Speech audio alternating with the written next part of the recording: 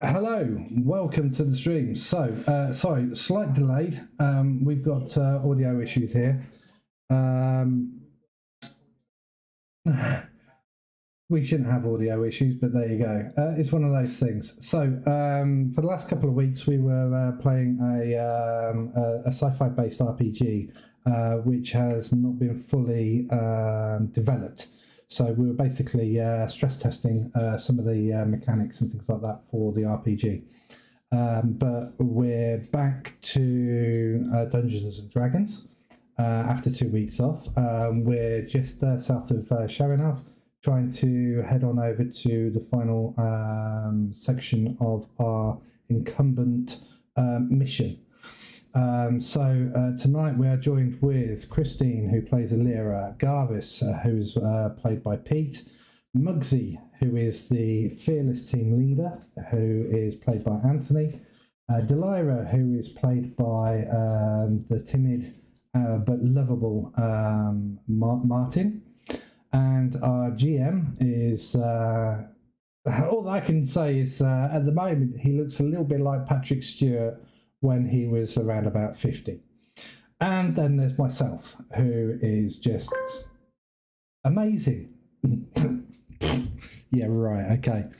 So without further ado, let's get the team on the go, and we'll take it away. Unstable. Hello guys, you're live on stream. Hey. Hello. I came to your house earlier, Rob. Yes. And all I saw was the back of your head. It looks very fetching. It looks better than the front of my head, I think. That's why you have an avatar, huh? Yes. Yes, you don't want to see this pockmarked, shriveled old man. Although I must say, John, you are at this moment in time with the light just touching the side of your face. You do look like Patrick Stewart. Oh, he's Patrick Stewart for years. Yes, but more so today than you did last week and everything. So, have you been mudding in the last 7 days? Have you been doing some cleansing ritual, or slaughtering virgins for the look of youth? I think what you've got to bear in mind is that I have parents, well, ignoring my mother for a second, but I have basically family history where they all lose children being like 9 million years old. And so I've got good advantages as a good kid. That's about it. So, yeah. Even in 500 years after you're departing, they'll open up the coffin and they'll just see this smooth piece of skin. Patrick Stewart. There you go. You see, told you. Engage my number one, number two. It's like, what are you going to do? Etc. Yes.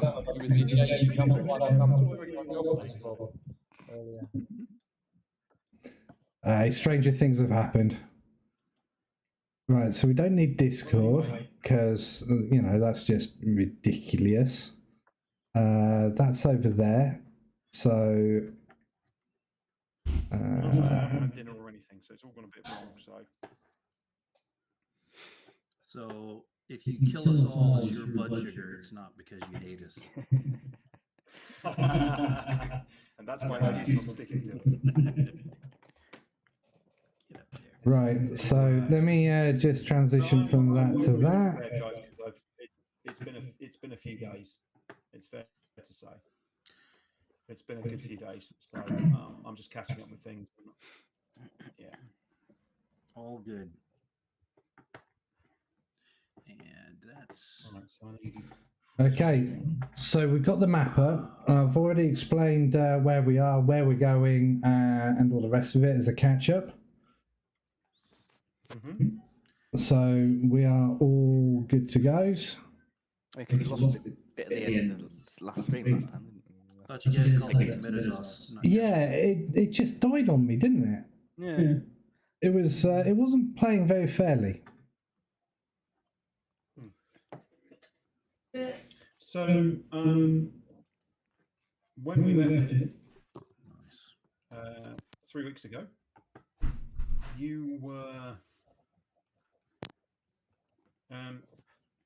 in a position where you had arrived. Remember, Mugsy is crowned king. Yep. Okay, maybe not.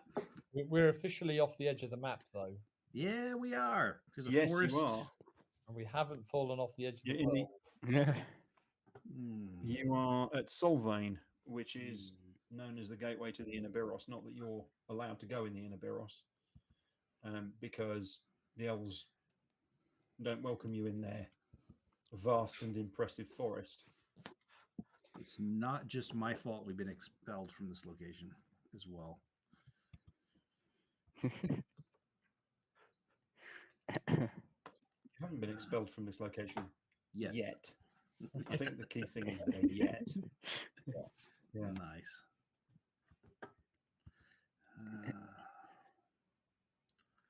Okay, so There we go. Solvane, yes. Perfect.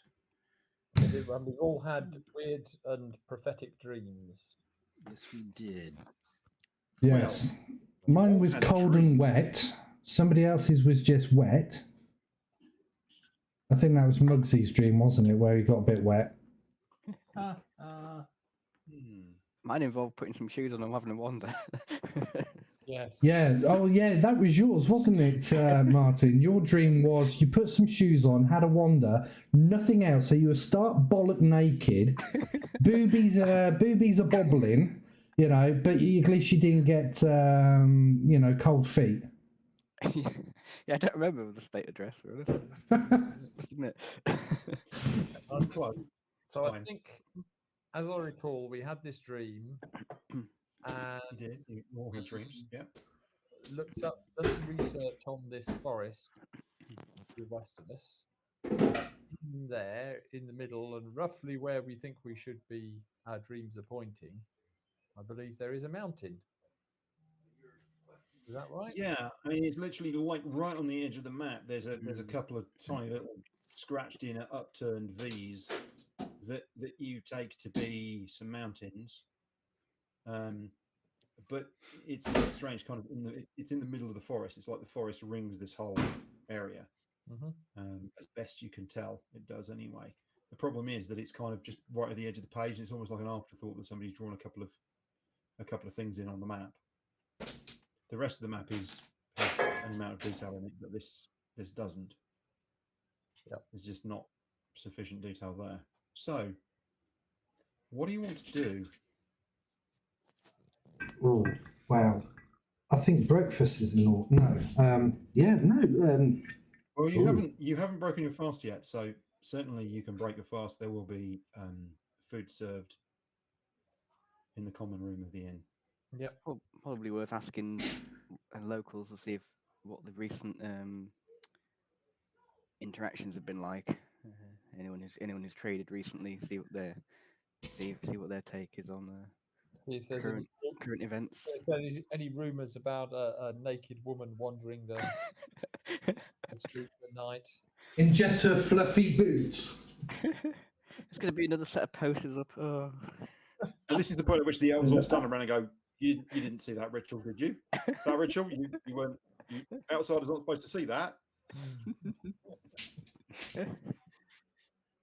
Okay, so yeah, I mean, you head back into the common room of the inn, and you get some food, and you're just sort of stood around, and you're not quite sure what to do, and then a familiar face walks in. A familiar face, but dressed unfamiliarly. Okay.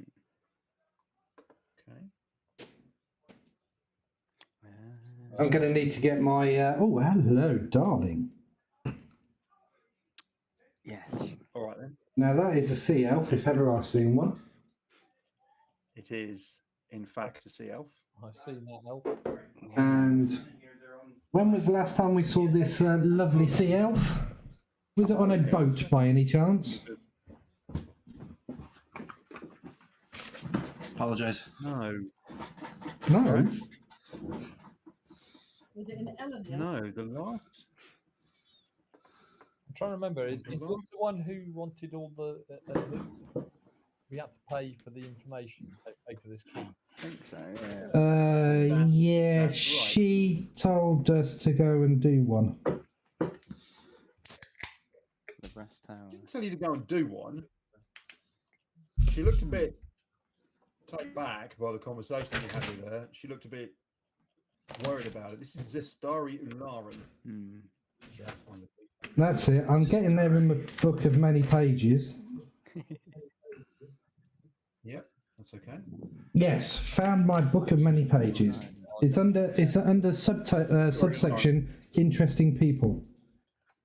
Oh, sorry. And she walks in. Yes, she walks in, and she's got two companions, two other elves, sea elves, with her, and they're dressed in these very simple robes, which from the shoulder go all the way down to their feet, and they're wearing sandals and carrying small satchels, and she's also got a stick. Like they've got these big walking sticks, like they're on some sort of pilgrimage. Okay. And she walks in and she goes over to the counter, and the folks at the counter are very welcoming to her and are saying that, you know, obviously it'll shortly be time for you to pass through to meet with your brethren, and they're having this whole conversation. There seems to be you kind of earwigging, and the conversation seems to be something to do with the fact that they're pilgrims. And you're like, okay, this is a bit dodgy. And she clocks you. I mean, there's no question that she clocks you, right? But Might as well wave. Don't do that. all three of them nod in your direction. Sort of solemn nod and a smile. I'm sorry. As a player, I'm laughing. Give him Carvis's. Don't do that. Yeah, so she has, as I say, she has two companions with her, and they look quite similar. And she, Hey, how's? you know, she is. How the you doing, picture sexy of man? Piety, right? She is the absolute picture of piety, with her pilgrim's robes and her small satchel. And I want everybody to make a perception check. Okay. On perception check. Is Coming up. this sight or smell? You're not going to get any advantages on this. Copy.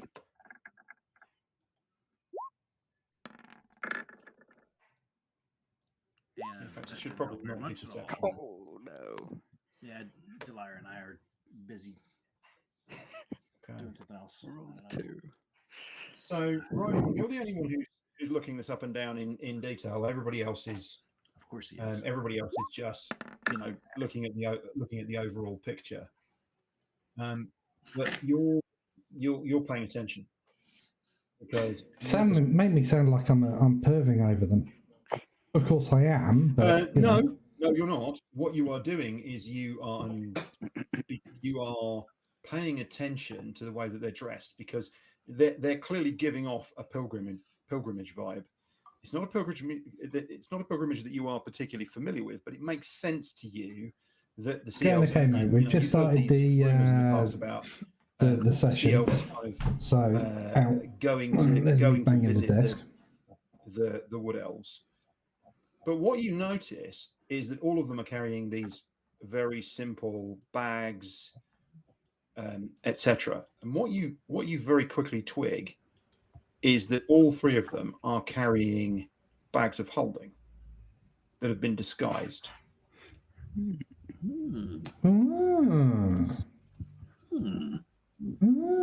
Bags of holding, huh? Yeah. Now they've been quite cleverly disguised, but that's definitely what they are. You're questioning your... Smugglers smuggling in whiskey and tobacco to the poor, impoverished wood elves. I mean, you are intimately familiar with the fact that this woman is not a. She perhaps has a similar moral outlook to Mugsy. I think it would be fair to say.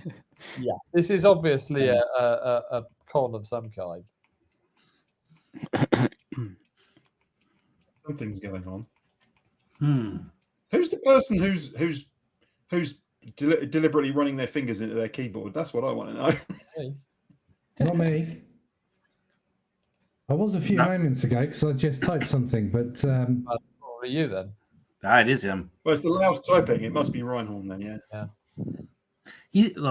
Well, we know Reinhorn. On the good side, I he's wasn't taking notes for typing all when of it us. came through. Well, no, I heard it through the web browser. It wasn't me. Well, we do know that your mic is very, very Perceptive. yes. More than our whole party. Yeah.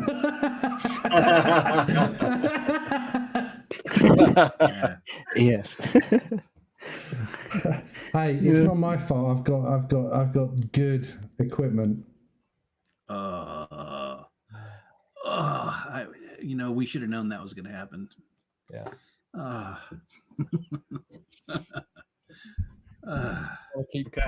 Keep your equipment in your pants where it belongs. What? Where's the fun in that? The three women go and sit down at a table, But they've clocked and us. shortly afterwards, some food is brought over to them. So my little half the story is studiously ignoring you. Okay, good. Answers my question. It's like, yeah. I lean over to whoever I'm sitting next to. It's probably Reinhorn. Hey, isn't that does this star? What was her name? Didn't we piss her off? Didn't you piss her off? No, I think you pissed her off. Did you not try and Could not have been. pick her beaver's pocket or something? She's not. So the last time you saw her was in Sultanabad, and you had just visited with Anharan Kazemi. Kazemi, who is Illyra's aunt. Yeah. Okay. We did something to And piss her off. I do remember that. You spoke to her briefly, and she said, "What are you guys doing at that house?" Mm-hmm. And she said, "What were you? I saw you going to that house. What are you doing?" And you explained that she was a relative. And in explaining she was a relative, excuse me a second. No, I think Illyra actually turned around and said, "What's it got to do with you nosy sea elf? Get away from me, you urchin." Could easily have been. Yeah, that's what I think it was. Yeah. Sorry. Being of highborn status and all that. So she asked you what you were doing, and you said, "Oh, it's Illyra's aunt," and she was like, and off she went. So she got, she was clearly quite perturbed by that statement. Perturbed. And that's the last of her. So what we've established in this conversation is it was not my fault. So that's the important thing. Oh, no, 100%, Mugsy. It was your fault. It's because she knows that Illyra is actually the princess of the High Elves. Now, is this you saying that, Garvis? Sorry? Is this you saying that, Garvis, in your supposition, or is this your player? No. This is just me. Okay. You see, Mugsy. I was about to give her a quick. That may not have been Genuflux. explicitly laid out as of yet. So, Mugsy, what you've got to remember, mate, is you've been parading us as Mugsy's marauders. Whatever I do to piss people off, that falls on your shoulders. You are the team leader. You are the boss. You are fucked. Is it not Mugsy's I take Marauders PLC? LLC. What? Little man syndicate. LMS. The chief executive is the one that takes the blame should anything go awry. But we also problem with that is that the chief executive always gets the golden parachute, and everyone else gets to walk away with their P45. So I would strongly suggest, if that's the case, you watch out because he's going to walk away with the game itself is more of a 2D thing, so it's a role-playing thing. I'd share. So we're supposed to be chit-chatting and passing ideas between. We really only use the map area for displaying pictures. We obviously for the have not stream, played in 3 weeks. showing where we are because we were heading over Hamming this it up way. like crazy. There's another person there, so John will be describing and telling us Another what one. Did you get this one is. Yep. We've got another elf. You know, there we go. and the map will change just when one we of the get into other, a Someone's been using AI combat-orientated generated kind of elf feel for characters. things. Everything else is narrated. Well, yes, because then there's by no John. copyright issues. Yep. We don't stream it and have some angry artist quite rightly telling us off. Yes. Yep. Yeah. So, support your friendly fantasy gaming artists as much as you possibly can. But also, if you just want incidental stuff sometimes, a few quick things in AIR are always, they'll do what needs doing, basically. Yeah. Also, think about the streamer as well, because ultimately it's me that gets fucked. Well, yeah, it's you that gets, takedowns or whatever. And also, I don't want to rip people off. No? If artists have put the effort in, I don't want to rip them off. Yeah. I just wanted a few sort of ideas so you can get the idea of, who these people are and what they look like. They're all sea elves, as I say. Yeah. And as you know, sea elves vary in their skin colors. Reinhorn is half sea elf, and he's not got a blue skin. He's got, more conventionally beige skin. But they all vary black hair as well. Yeah, that's not uncommon. Mind you, I would like to say at this opportunity that I think I get that from my mother, but I don't actually know which one was a sea elf. Your father, almost certainly. Do we think? Okay. Yeah. God has Makes spoken, sense. people. My father was a sea elf. I don't know, mate. It's Sounds unknown, like but the start of a probably joke. that's what you think is more likely. One thing we do know is Mugsy is far too young to be able to be my father. No, but not to know your mother. Oh, wait. So, anyway. So, okay. So, are you going to do anything? Well, I did the little half wave, and then I turned and whispered loudly about, isn't that so-and-so? And we had this hushed conversation. I think that's where we're at. We're like, this is, yep, sure enough, okay. So what you notice, Mugsy, is that she stands up. Sorry, you've been sat there for about 10, 15 minutes watching them as their food came and they had a few. And she stands up and she gives this little speech to the other two about how she needs to go and use the facilities. But there's kind of some extra words in there. And to everybody looking, it's just her being very flowery with her patter. And talking about the fact that she has to do a particular thing, and how Corellin has sent her on this mission, and she hopes that things go well, and just coming out with all this kind of flowery language. But of course, Gloria attunes straight into it. I know a signal, and she's using thieves' cant, and she's basically saying to you, "We need to talk." Just you and me. Meet me out the back in 5 minutes. Okay. Nobody else gets that, but you do, Mugsy. Okay. So I wait for her to get out of the room where she can't see.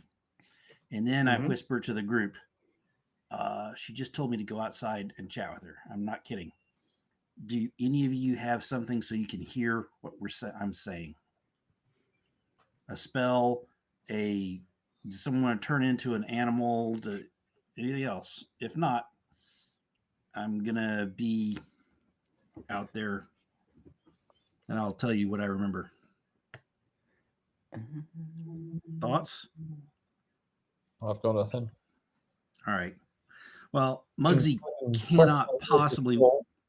I'm sorry? I can press my ear to the wall. As you guys wish. What does the building look like again, John? So it's wooden made, which of course you're not used to that. It's quite rare, and it's single story. It has a pitched roof. Okay. It's effectively this part of the building is effectively one big wall. One big roof, one single big roof with just a big space underneath it. Got it. And then at the back of the building, there's a lean-to, which is where the kitchens are. They're actually separated by a small physical corridor. When you get out the back, there's a series of smaller buildings, which are the ones that have got the actual rooms in. And there's also a block for conveniences. All right. It's quite a market because it's near Elves. Okay. So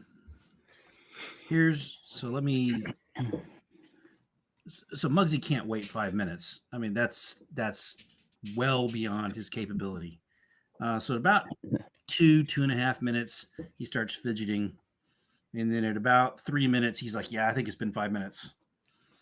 and gets up and starts heading towards the door. Oh, before you go. Okay. Oh, okay. Wait. Before I go? It's only a minute. I was thinking guidance might be useful for you, but it's only lasts a minute. That's what I'm drinking tonight, of course. Hey, should have given you more. Okay.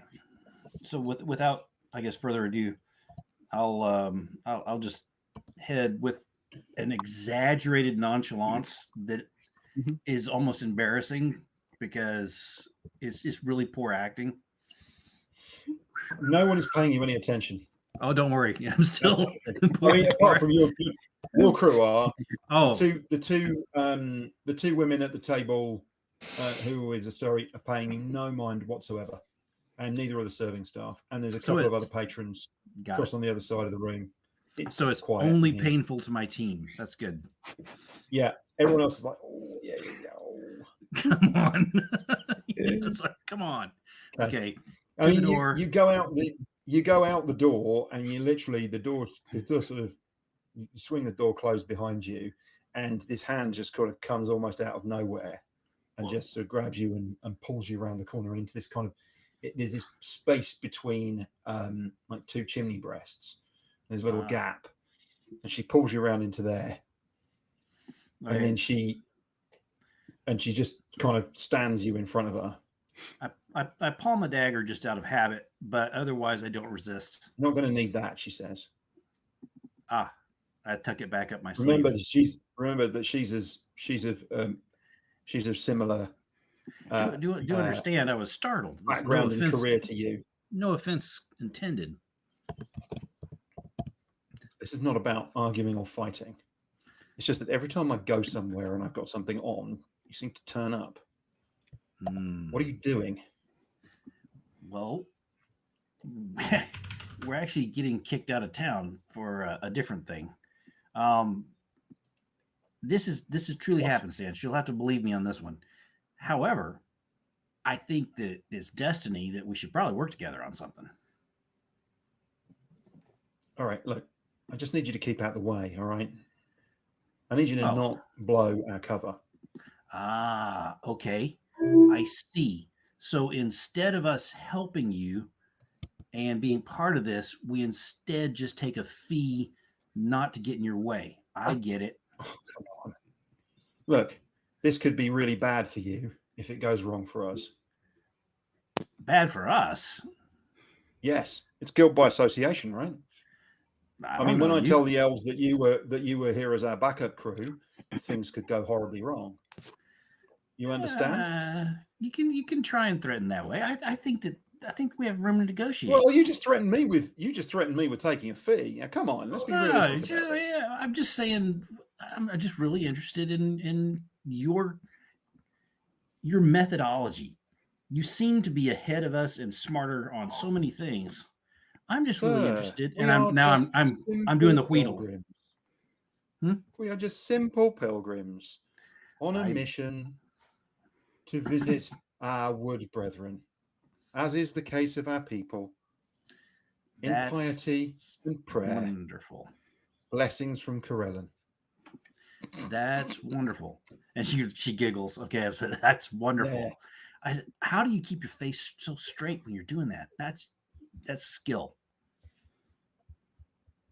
Oh, believe me, anyone reading me would think that I was telling the truth completely. Got it. Look, staying out of your way is probably the easiest thing. However, something I've learned staying out of each other's way after the last little bit is there just doesn't seem to be a lot of coincidences in this world. Every time I turn around, things that I think should be a coincidence turn out to be something more for our little group. Yeah, sure. It feels that way a lot with you as well. So you either have to accept that somehow we're stalking you, which doesn't make any sense. No, I don't know. Or maybe there's something that we should, if it's complete coincidence, we're bumping into each other on all sides of the world, or maybe we should, okay, Reinhorn, I love your note on the side over here, but Mugsy's not remembering that right now. I was going to say, if there's something that you think Mugsy would have remembered, then that's okay. Yeah, if it's something I should have remembered, because that would easily be the case. Yeah. Feel free to inform me, Reinhorn, player. Yeah. And he doesn't, so I shouldn't probably know it. I said, before you completely blow it off, the team's good. My team's really good. Oh, I know that. And you're a bit more committed to the cause than the personal cause. That's fair enough. But I think it's fine in many ways. I simply posit to you to think about it, that we might not be a bad backup second crew.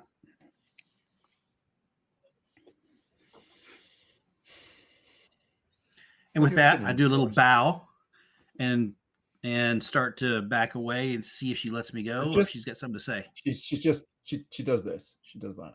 Okay, I step back in. Look, why are you here? Tell me, why are you here? I'm not here to get in the way. So I've got my own business.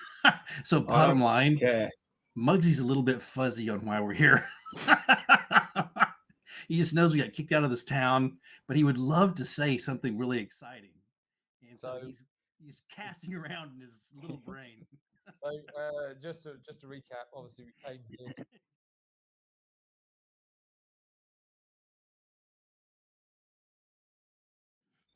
in this direction. The compass, yeah. So basically, you've come to recover a treasure from the mountain. Well, you think from a mountain somewhere. You now think it's a mountain, and so from that perspective, you are coming. You're coming to get something, and golly. So what you want to share with her is entirely up to you. With all that background reinforced in Mugsy's head, he goes, "Aha! No, but not really." I was like, well,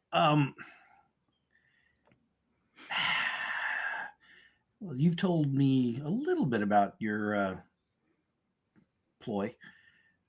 We need in is the bottom line. You know the type of things that we're searching for and the reasons we're searching for them.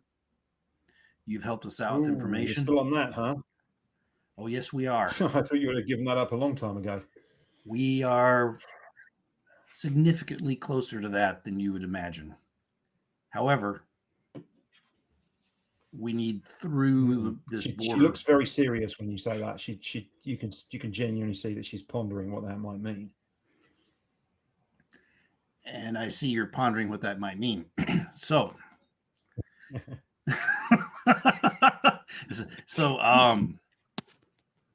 I would say that we are, with any help to get us across this divide,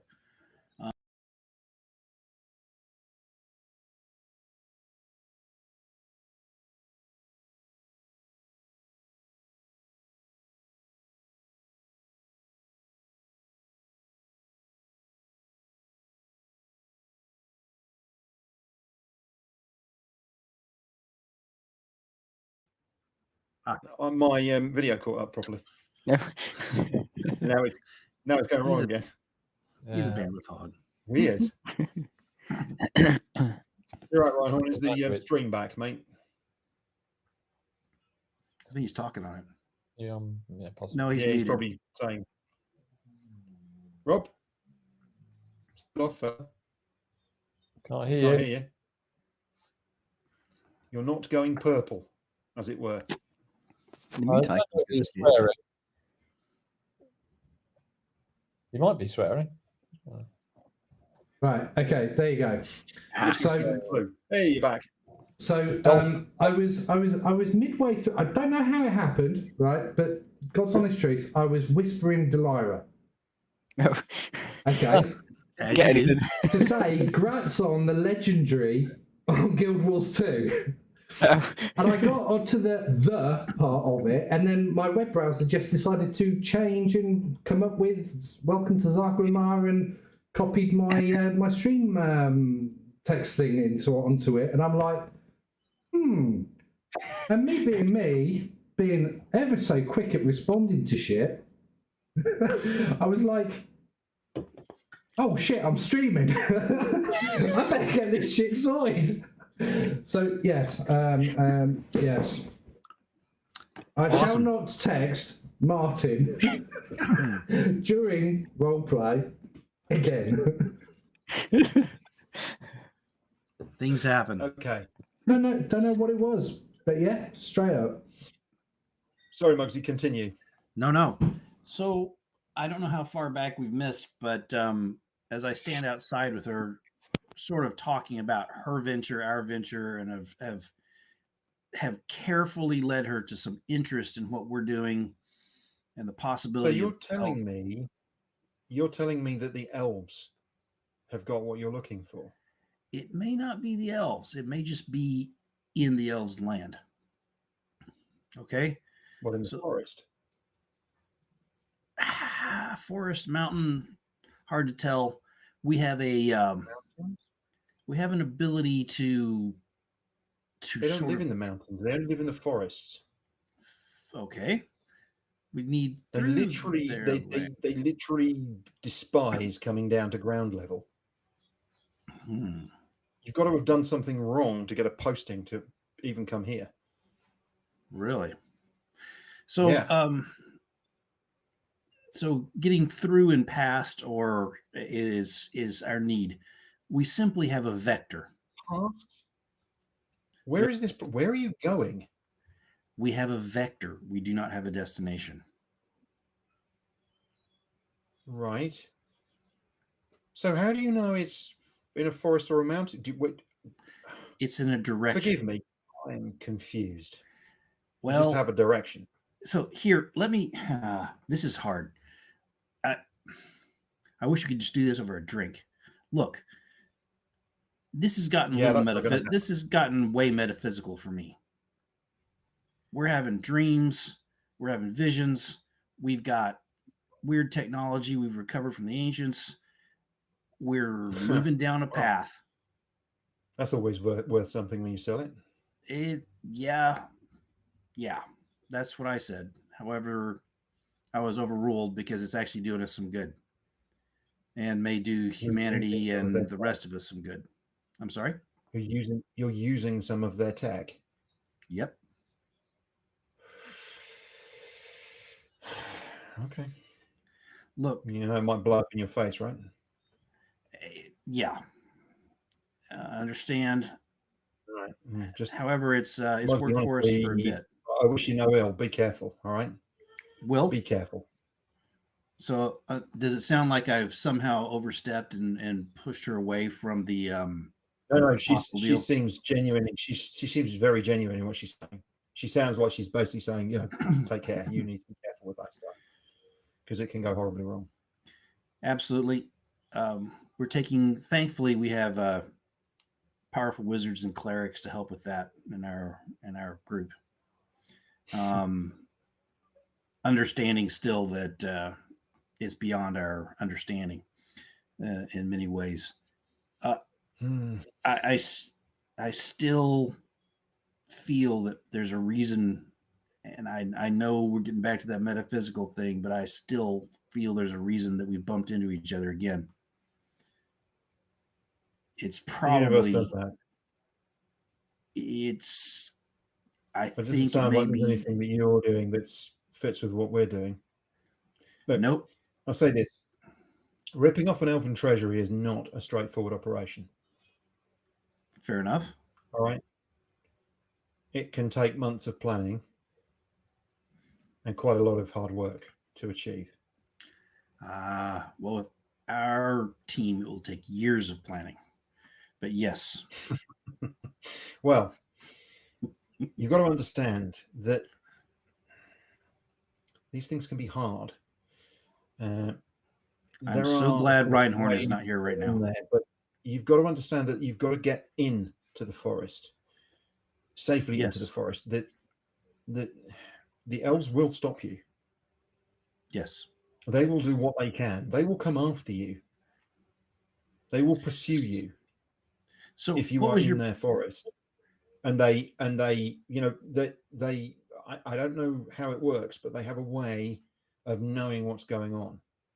They have some form of magic. That is why you need to take care. And if there's one piece of advice I will give you, it is that: take care of how you are moving through the forest. There are gigantic beasts on the forest floor. But if you get up into the canopy and you use the roads and the runs of the elves, they will see you and they will pursue you. And if you are in their forest, they will not hesitate to try and kill you. So might That's I ask? why it's best to have disguises. I like your disguises. I like your ploy. I don't know if we could pull off the same now that we're already here. What was your plan B and C? And don't try and use magic to defeat them. I don't think you can, and don't try and use magic to defeat them. So what was they will see through it. What was your plan B and C for crossing the border if you didn't go as pilgrims? There was no other plan. That sucks. That sucks. This is the solution we came up with. Very well. Am I getting the sense that there's not much more I can plumb out of this? Well, you can certainly ask us some more questions about things if you wanted to. Okay, I would love to be as smart as that. Let me see.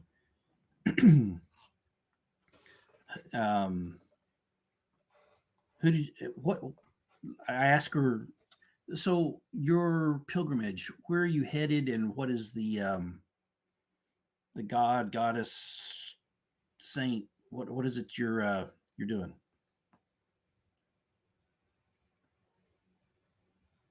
And I've lost him. We share there he is. Faith. Can you hear me? Now am I back? You're back. Got me? Yes. Yeah. Okay. I don't know why things are running so slowly tonight. It's something strange, but I don't know what it is. So my apologies.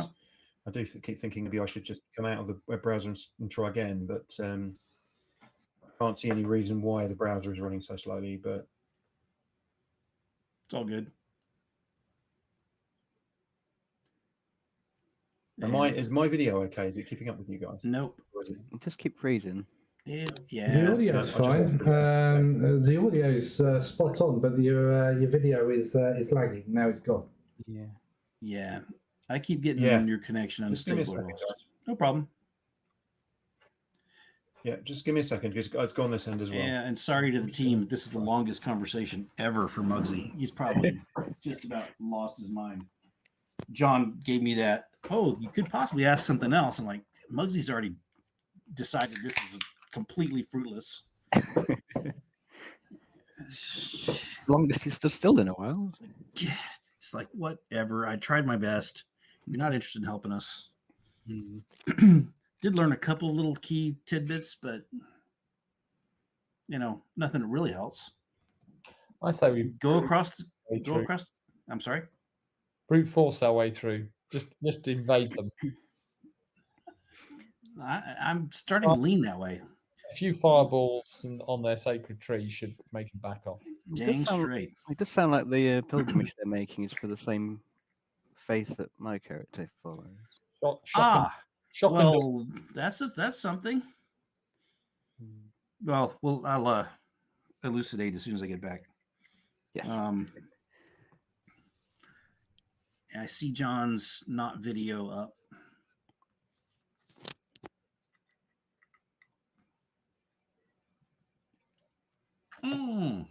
That's better. Look at that. Hey. That's much better. I don't know what was going wrong, but something deep within Chrome was playing up. So it seems like it's a lot better now. Yep. Very good. So apologies. Yeah, sorry. It was a long conversation. So no. So yeah, I mean, I asked the last little questions and try and get any tidbits about how to get across this land without getting killed. And if there's any last thing she wants to drop, that's great. But otherwise, I'm feeling that it's time to get back to my team. Okay. All right. I think. Yeah, I mean, she doesn't have anything more to add. Okay. Now you go back inside, and I'll join you in the next few minutes. Got it. Okay. Take care. You take care as well. And I check my pouches before I walk away. I haven't tried anything with her, but there's nothing to say she hasn't tried anything with me. As you walk away, patting various parts of yourself, she laughs. Good. Just being careful, and I go in.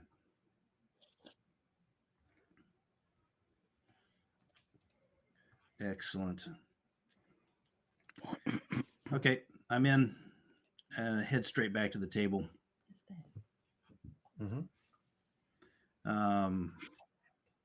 Instead of trying to paraphrase everything that was said outside, if we can use GM fiat to say that I do the best I can to describe all that. I think that's exactly what you would do. You would fill everybody in on your conversation. Yeah, absolutely. That's fine. Unless you think there's some reason not to. Nope. Tell them every detail. Absolutely. Good. Every detail. Okay. So gives more of an update for people. Sometime later, she comes back in again. She completely ignores you and just goes over and sits with the rest. I carefully do not wave at her this time.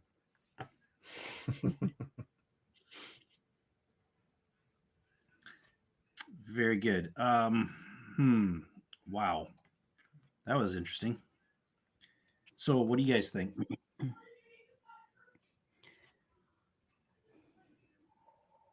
I'm thinking that, working our way through the forest is not sounding great. Is there a way around? What I'm wondering, can we travel by sea? Go over?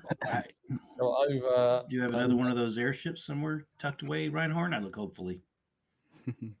We have tunnel. We do have access to an airship, but unfortunately, it's one that is vulnerable to the winds. Yeah, there is that. Having said balloon, really, rather than an airship. Fast gust of wind. We do have that now. So that is a distinct possibility. If we can get high enough not to take a bunch of arrows, Basically, yeah. I think you got to remember that the trees here are a mile up. Oh, They're geez. a mile high. These trees. These things are not like. This thing is not like a conventional forest. It's just. It's just enormous. Trees. We'd be better off tunneling through the ground. Well, this is why, or go round by sea. I mean, the question is how far? The problem is you can't tell from the map. Can we get over behind them and then come in? Yeah, you can't tell from the map because of the way the map is drawn in your book. You can't tell whether this area of these things is whether the forest is a U shape or whether it's an O shape. Yes. Can we transform ourselves into a herd of warthogs? The polymorph. You go right ahead. Is an option. Some people say that I've already transformed myself into a warthog.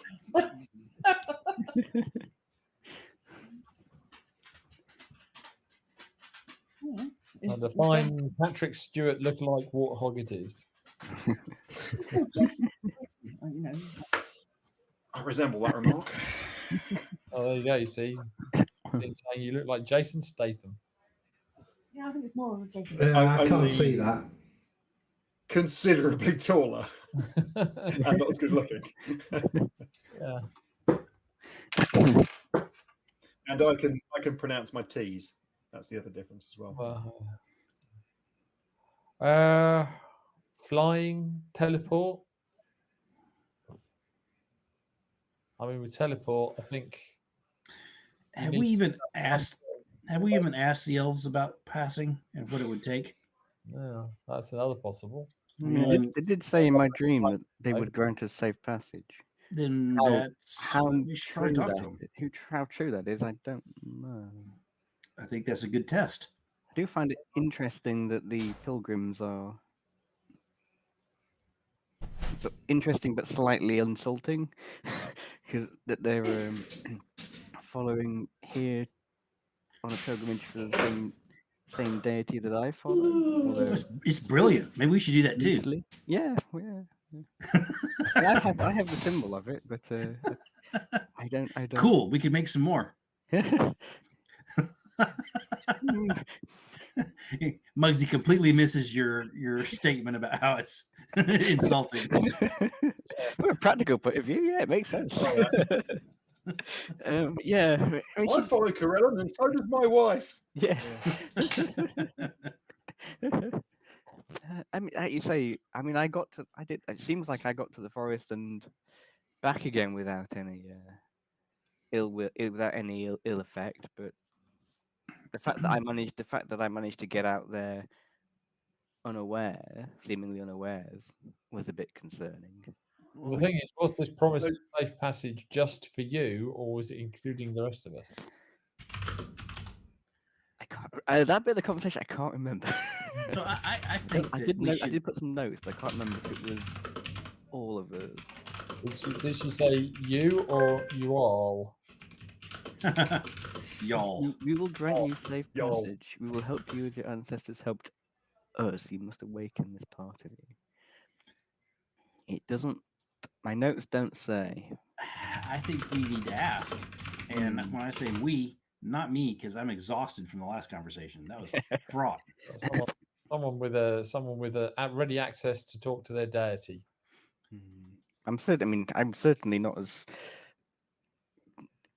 I certainly wouldn't want to travel in there without the rest of you. I'm only one part of it. If you could do like ventriloquism or something, I could go like, "Ooh, I'm talking to Carillion." It'd be awesome.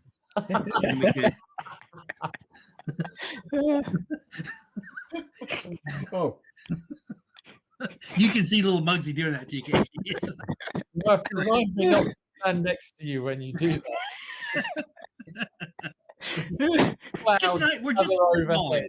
We're just trying to come up with ideas. We're brainstorming.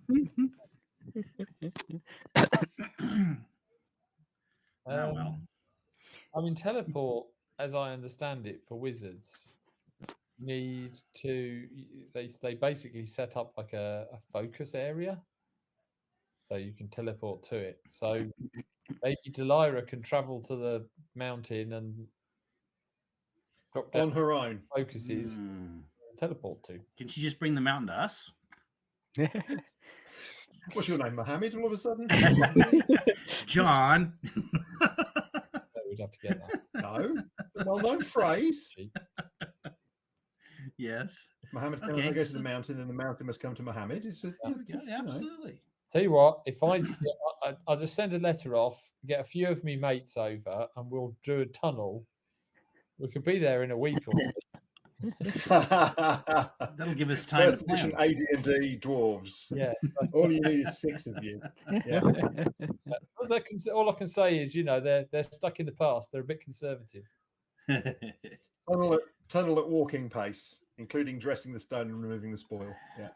So there is the possibility there's caverns beneath. I mean, you might know that better than us.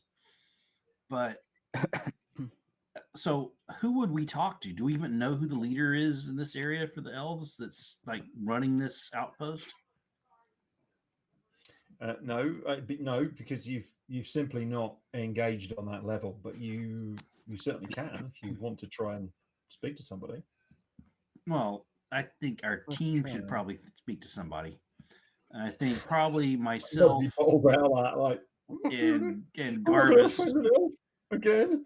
Yeah, pretty much. Super charismatic Garvis. Yes. I think Garvis and I should not be involved in this discussion. Everyone knows elves and dwarves get on so well. Yeah, and actually, from my perspective, the sea elves, no problem at all. Yeah, and Reinhorn's got an in with the sea elves. Delira's got an in with her faith. Elira's got an in with her heritage. Just an out with I think that leaves Garvis and I to do the drinking run this time. So everything that you know and everything that you've read tells you that none of you are going to be received by the wood elves as anything other than outsiders. Yeah. Gotcha. They are not, it would be wrong to call them supremacists because they're not, but they are incredibly insular. Okay. They believe in their own superiority and they do not like trespassing. Definition of a supremacist. Okay, so the point is they're not looking to do anybody else ill. They just don't want anybody else anywhere near them. As in, they wouldn't live. I mean, the tiny number of them who do, for one reason or another, get sent out into the world and blinking bewildered, they will walk around and they will be polite and fine walking about in the world. Okay? But what they won't do is they won't have you back to their place. Okay? Go back to their place. I'm just saying that the dictionary definition of supremacism. They're all tolerance, Garvis. Don't worry about it. Belief that a certain group of people is superior to all others. So, yeah, if they think they're superior, they're supremacists. Well, it doesn't matter what they think. That's what I think. That's what I think they think. But they're still Can I ask, John? No. Should anybody not wish for him to do so, to to go over each one of the dreams, because I think there's a clue we're missing. Well, there's a big, massive one, and this isn't Reinhorn talking. This is me as a player, and I know we've had 2 weeks off, but I thought we'd already stated that in the morning we were going to go to where Delira needs to go, and we're going to put all of our faith in the combined dreams that all of us have had. The only one who wouldn't actually give us much information as to what was said was Garvis, because that's between him and his god. So, because in my dream, I got told to keep the faith and have faith. And I need to keep my faith that Delira knows how to get in, and then everybody else's dream will come true for us to get to the mountaintops, which is where my dream was, and Garvis. There is one thing. I mean, I do have the ability. One thing that if I can get into the forest, I mean, I do have tree stride, which allows me to move into a tree and then out of another one, the same type within 500 feet. Okay. How often can you do that? Concentration up to a minute. So how far I can travel in a minute? I'm not going to get us super far. No. We're told that the It's ground only for me as well. It's not for it. It doesn't apply to everybody else. Yeah, we're told the ground level has lots of dangerous creatures. I mean, maybe this protection that's going to be offered for us is that we can. So I like without getting attacked. I don't know. Well, it said I need to awaken something inside of me. A part of me, but I don't know what that part is. Okay. So I am greatly excited that Rob has pointed out something that our 3 weeks off has screwed us out of, is we did have a plan. Yeah. So why don't we just execute that, and if that's a failure, then we go to plan B, which is just talk to him and see if there's any chance. And then plan C, we do something magical or technological and overcome this problem. Yeah. Okay. Yeah, I'm up for that. Let's go. If we don't cross the threshold, they may not attack us. We may have to have a conversation. All right. So I finished my whatever this bitter tea thing is that they served. I like the bitter tea. The good news is it's not elf food. That's phenomenal. Which, as we all know, is frugal. What time of day is it, John? As befits woodland beings with no visible means of support. I thought we ended with it in the morning. We'd just all gotten up and come down for breakfast, and we're okay. So that's where we're at. Okay, so it is morning. Yep. So it's morning. We've had our breakfast. We've had a little talk by the Jakes, and I guess we can go out. Let's just follow Delira. Yeah. Does anybody know how tall the trees are in this forest? They're like in Denver. Trees in Denver, Colorado. Which is how big? Because I've never been to Denver nor Colorado. I couldn't even tell you whether Denver and Colorado are in the same place. Well, I know that they're in the States, but apart from that, Denver's capital in Colorado, and it's called the Mile High City. So don't worry about it. I was making a joke off John's Mile High trees. So carry on. Oh, so they're a mile high. Yes. Well, we can fly over that. Some people can. Okay. As we leave the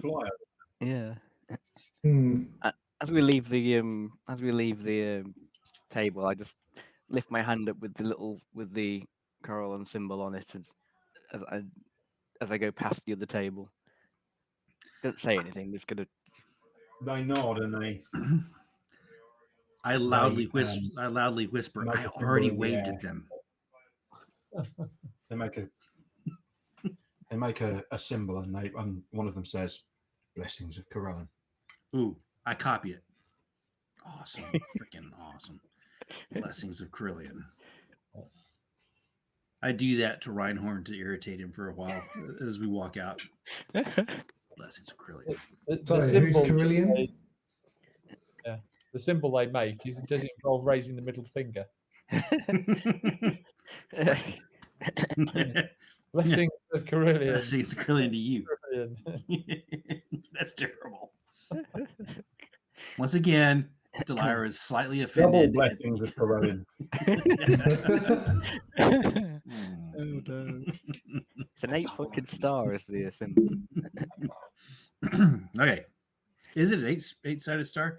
Well, I mean, it says 8-pointed star or starburst. Of course, moon is another one actually. So yeah, the primary god of the elves. Corellian Ruthian. Very good. Corellan Ruthian, yes. Because we're using the realm gods because absolutely they're so good. They work. That's fine. The really thing is that D&D has gone from literally the deities and demigods source book, where he had stat blocks. Oh yeah. God, to a like 1 sentence description. Yeah. Yeah. In the To be fair, there is a lot more detail. at the back of the book. Yeah, there is a lot more detail. Like, for example, the DMG's got quite a lot of detail in it on the pantheons and stuff. So Very good. But there isn't. Excuse me. There isn't technically like a Forgotten Realms book, is there? No. So, Oh, there was some great stuff. Yeah. Okay. So, are we to the edge of the forest yet, or are we still going through town? okay, so you're going to come out of the front of the inn, and then where are you going? I'm just following Delira. Where's Delira go? You're on the south side of town. Sort of on the north side, there's a whole bunch of houses. So there's a bit of an open area in front of the inn, and there's wagons starting to pile up in there. Okay. To your left, so to the west, which is before the forest, there is the trading outpost. To the east is the plains back to Sharon and the road back to Sharonov. So where are you going to go? Probably worth popping into the trading outpost before we leave, just to see if anybody has any information. So while we're passing by. Who would catch the coach? 5 tickets, please.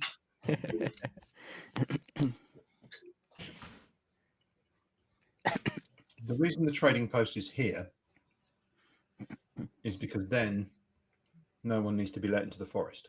Yep. To trade with the elves, yeah? It's not a shop, it's a place where merchants come and do their trading. We're seeing if So anybody's you're walking over towards the building.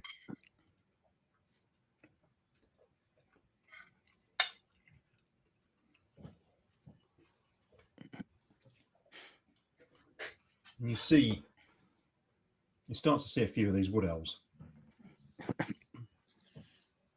And the thing is, you've never really seen one before. I mean, you've seen plenty of elves. You know, you've seen high elves, you've seen sea elves. But you know what Delira looks like, but of course she's got human DNA as well. So physically speaking, the most kind of extreme physical tendencies of the elves are somewhat tempered in her face and her ears and so forth. But what staggers you is just how otherworldly they look. You're used to the sea elves, and there's something about the sea elves. There's something about their nature. They're sure that they've got facial shapes, and they've got they're many of them are very beautiful, but they are. You're used to them. You're used to the way that they comport themselves. But these wood elves, they're almost like alien creatures. They're so different to pretty much every other race that you have ever raced. We don't use that term anymore, right? Species. That's a terrible word as well.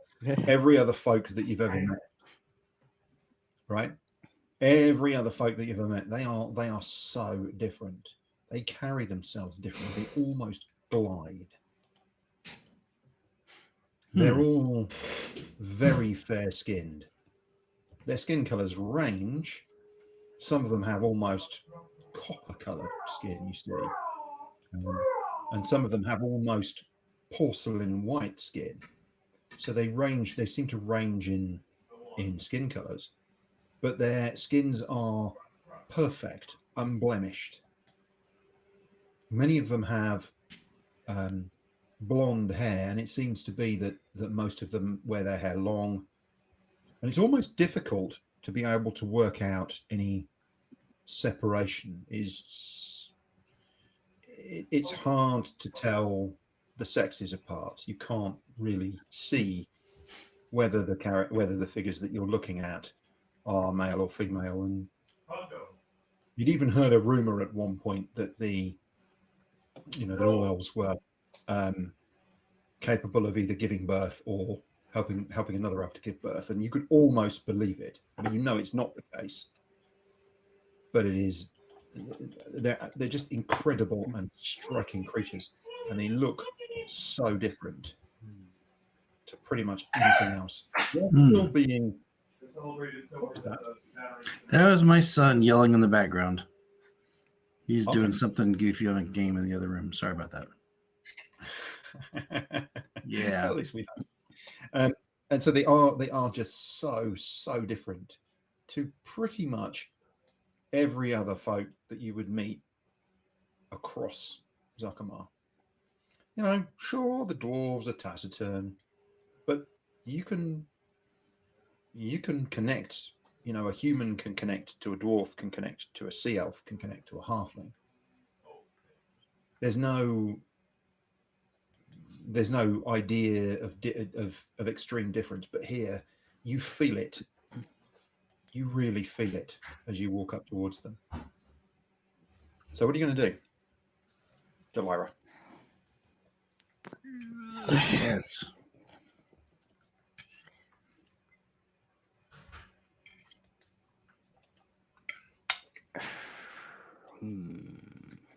Yeah, this is definitely a Delira moment. Maybe take a step back, and I'll go and see if I can say hello to one of them. Lance, you're coming through my microphone. I'm not sure how. No, Lance, you're supposed to say you're welcome. Exactly. Try and introduce myself to one. See if see how that goes. You walk over and there's a group of them. They're dressed in plate armor that's it's quite highly refined. In fact, it's beautiful, but it's also very functional. And you realise as you get closer that it's made out of laminated and lacquered wood. Yes. And part of the grace with which they move, the ease with which they move, you think is partly due to the fact that their gear is all light. It's highly prized, some of this, you think. And they're supervising. Every so often they cut to common and give an instruction to one of the carts, that's pulling up, or other things. But otherwise, the conversation between them is in Elven. But it's almost something that you don't understand. It's so different, both tonally and in structure. They're really, it's really weird. You've always believed in this affinity with these people because they're your people. But now you're here, you feel this really strange disconnect. Yeah. You don't feel inferior or anything else. You just don't know how feel to process strange gulf. They are not like you. I don't recognize anything. Really, there's little glimpses here and there. Sorry? That's familiar. The rest of it, I don't understand how this is. I know the components. I just don't know how it's put together. Yeah, I mean, you were raised by halflings, and so much of your social attitudes and other things come from, groups of people who were, very, very open to the world, in the way that halflings very much are. But we relate a lot more to Mugsy and his people than the people we met before. With that group was a lot more familiar to me, even though they were. The thing is, you have much more affinity with the rest of your team and the extended folks across here from every corner of Zarkamar, including the dwarves. You feel a greater affinity than you do with these people. It's a very strange feeling for you. Yeah. You genuinely thought you were going to feel very close, and you just don't. They're almost alien. That's a bit scary. Okay. Shall I go? One of them turns and looks at you as you sort of walk up. He just looks at you and then turns away.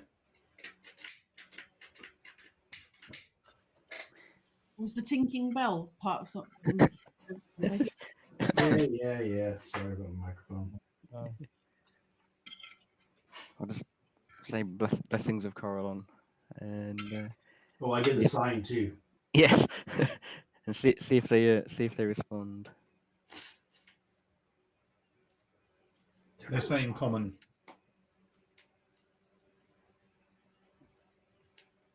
Do you want something? Okay, I restrain myself and don't say anything.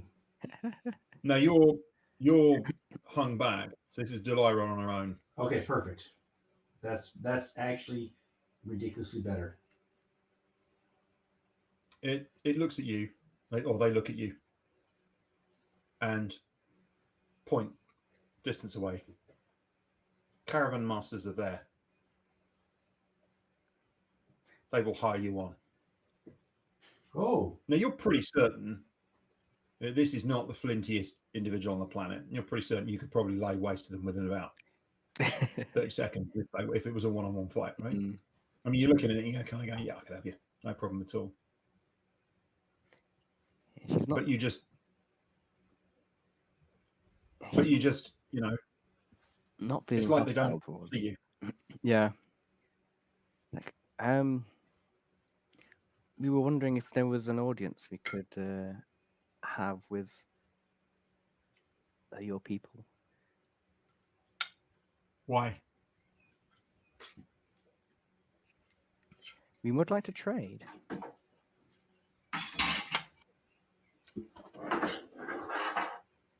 Well,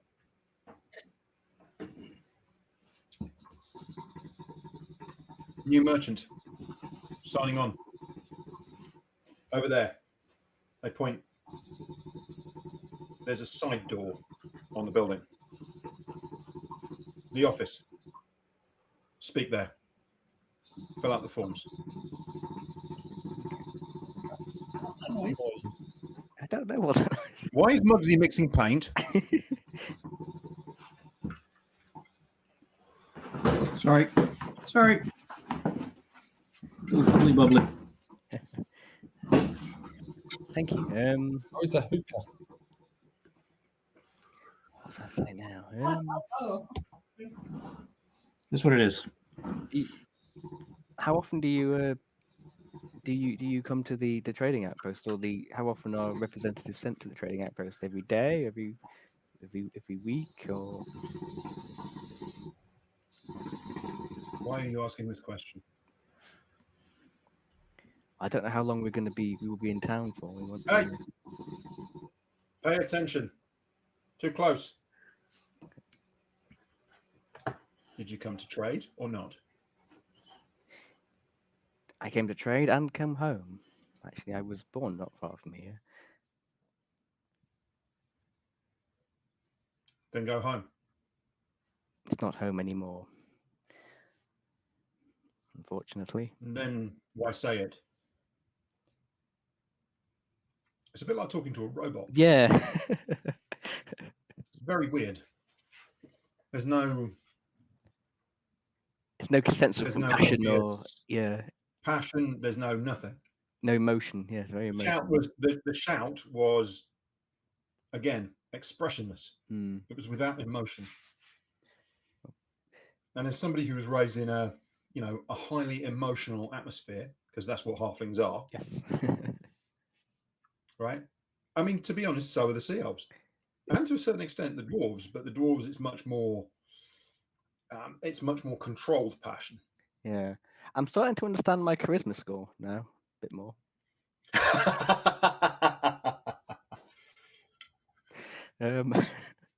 It's weird. Yeah. So I will leave you to it. Thank you for your time.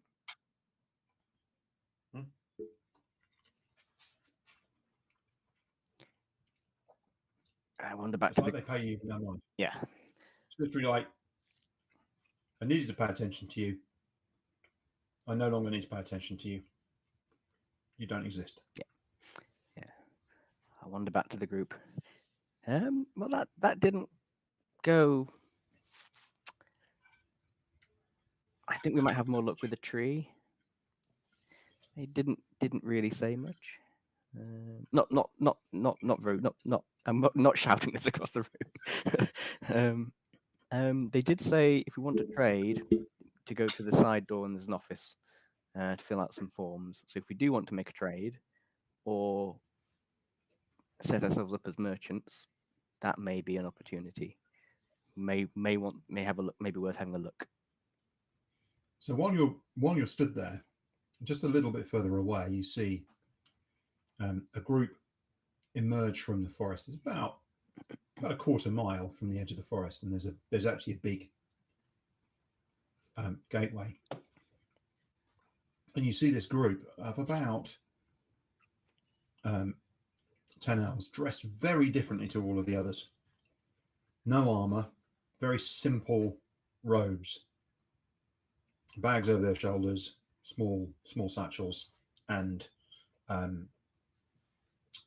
staffs. And they walk down the road.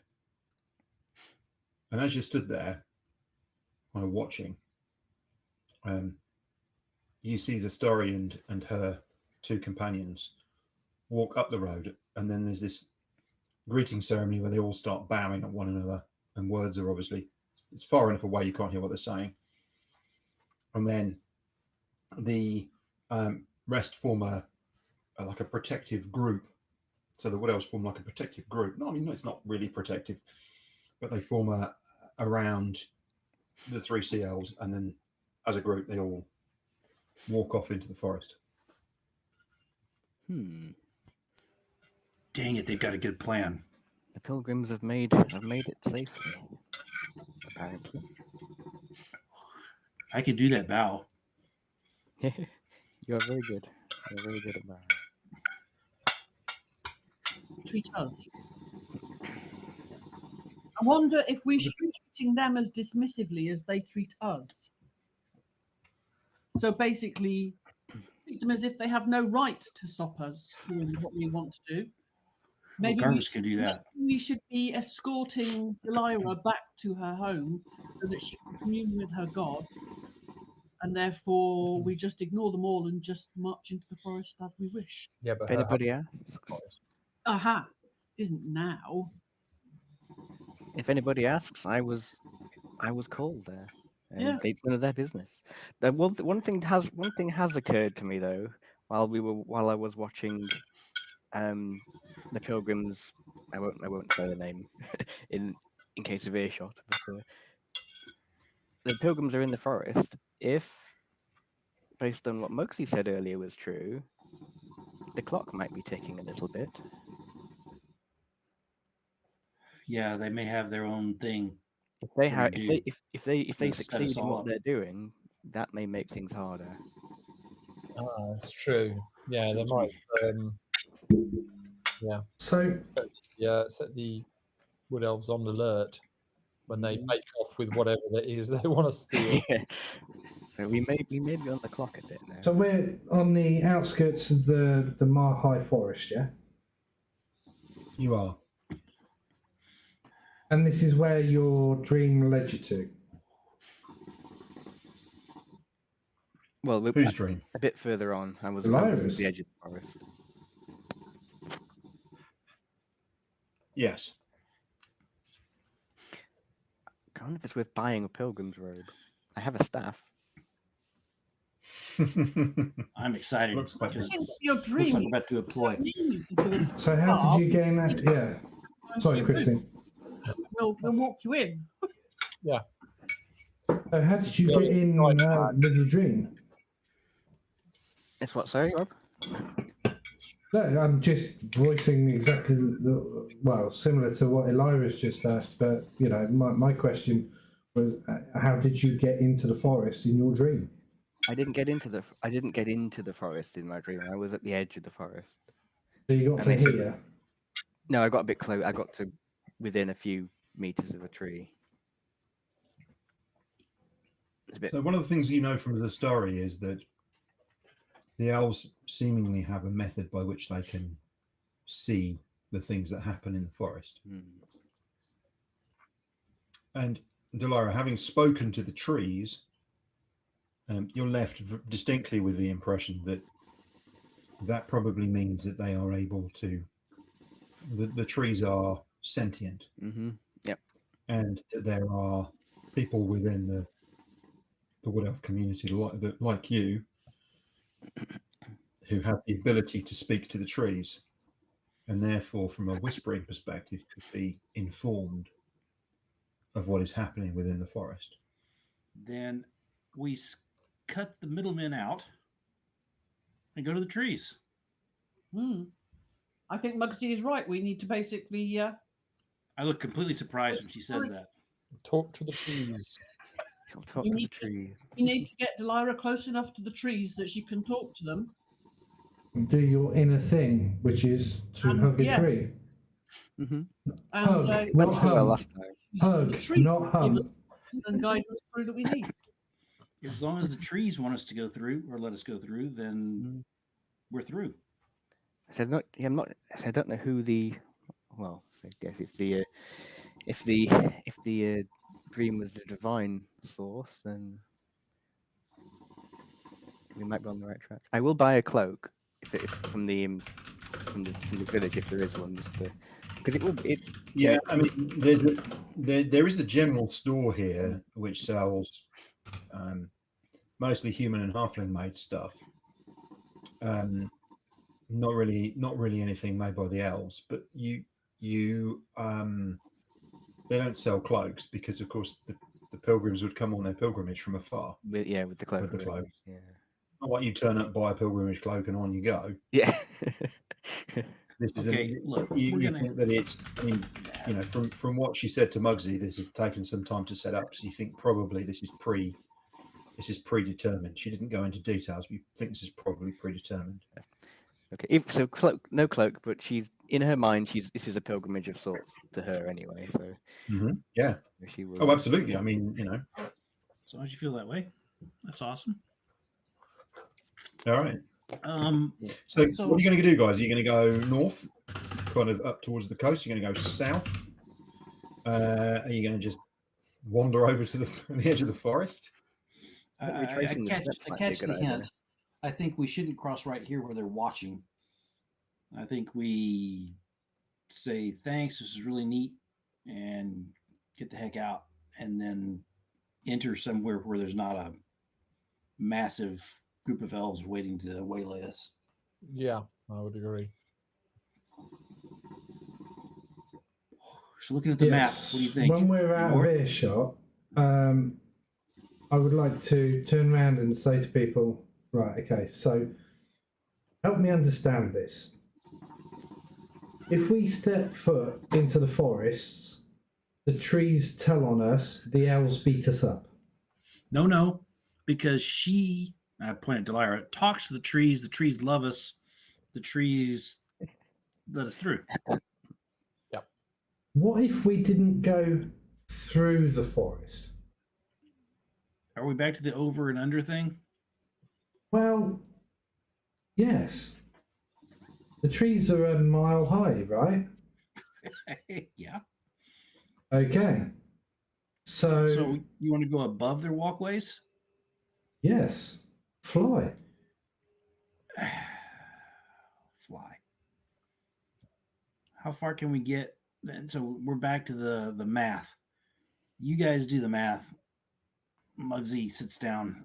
He's like, well, by the way, out of character, out of character, right? I know that a box standard eagle can fly up to 3.7 miles high. Okay. Now, we're not a box standard eagle. We would be a giant eagle or something like that. We have between us maybe got enough polymorph spells or wild shape spells to do what we need to.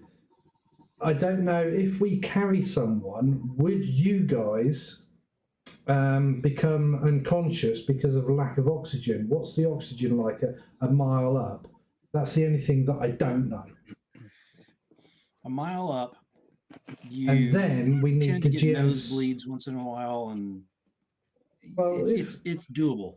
You can breathe at a mile up. So within an hour flying, a mile above the tree canopies or even higher than that, the trees aren't going to tell tales on us because they're not going to know because we're not moving between them. We will be seen by elven Archers. scouts and archers and things like that, so we do run that risk. But could it be possible for us to fly over? I think it's possible, but I Delilah think I'm sold on my plan. I want Delilah to talk to a tree. Yeah. Any tree. I don't care. I think and see if that's a way through. If not, then we can do the flying. I think the vision. Delira's, she's like, the vision. I think was there for a reason, and they want. I've got something I need to do. I don't know what it is yet, but I think it involves traversing through the forest. Let's go with that. Let's go with. Let's have faith in the gods. I think let's have faith in those dreams. I think they were sent to guide us. Let's have faith in Delilah. Let's do it. I have to say, because whilst all of that exchange was going on, I was wondering why that exchange, because I thought we were going to go where you got potential access to the forest, not to go and speak to somebody else and about merchants and what have you. So I'm a little bit fuzzy at the moment. I'm perfectly fine on sneaking in and talking to a tree. Information before we headed out, I think, was before we right. Okay. We left. So we're now going to go and hug a tree, and you're going to do your thing. I hope I won't roll a 1 or a 2 again. What type of tree is it, Delilah? No, really, what type of tree is it? I think I got a 1 or a 2 last time. One with leaves. Terrible. Yeah, 1 with leaves. It's one that tells tales on us if I get it wrong. It's green and it barks. If they start, if they start talking, very good. then I can always chop it down. I've got an axe. Yeah. Yeah. Okay, yeah, I think the flying's definitely a good Got an axe. backup option. Do you have any idea how wide the trunk is on a mile-high tree? I can do a lot of damage. I've got an axe. I might be some time. How many hit points has Mile High Tree got? A lot. Yeah. I never really thought about it, but it's a lot. It may take a week, but you'll make a point. Yeah. It certainly take a couple of days, I think. Yeah. Yeah. Dwarves were here.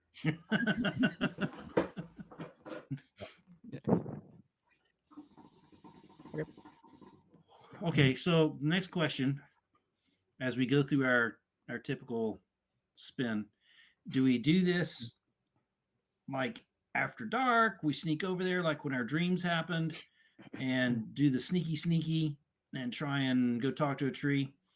Do we just let Delilah do her thing, maybe even have another dream go over there, or do we take off? That's the 3 options I see. If someone sees another option, great. If not, I'm all for the nighttime sneak. Yeah, no, I'm okay with that. Yeah. Well, when was it during the dream? Was it nighttime or daytime? You only sleep. Well, you sleep at night. Sorry. Yeah. Was it?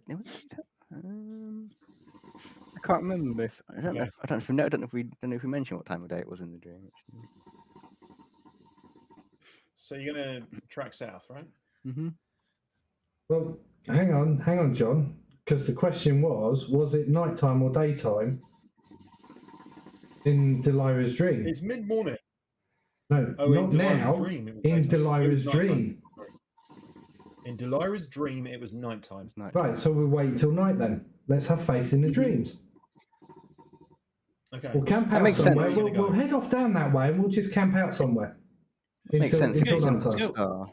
Boom, boom. We're on it. I'm good. Can we just have a 2-minute break, please? Okay. Sure. Let's take a break. Yep. We'll come back in Sounds good. 4 minutes. Okay, thank you. A second.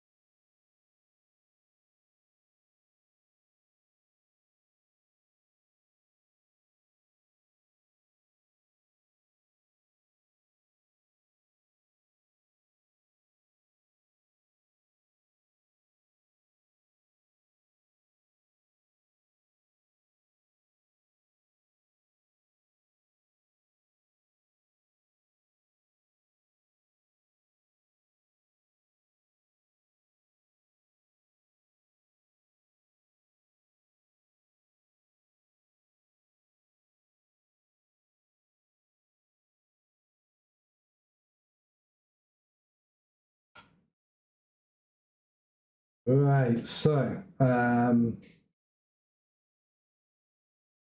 quick.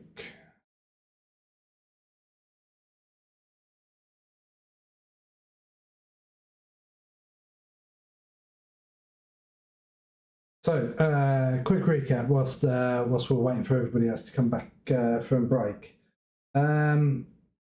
So, yes, what have we got? So we're trying to find a way into the Mile High Forest, which I think is completely different to the Mile High Club, because airships really aren't a thing in this environment. I mean, they do exist, but they're also open to the public. So, yeah, I think that's a different name completely. But yeah, so the dreams of prophecy that we've all had could be a sequence of events that each one of us needs to actually do. Now, it could be that my particular dream, where my goddess has told me to keep the faith and to have the faith, is maybe just for me. So yeah, so we're going to find out in a moment. So it looks like everybody's back. So let's get back to the excitement.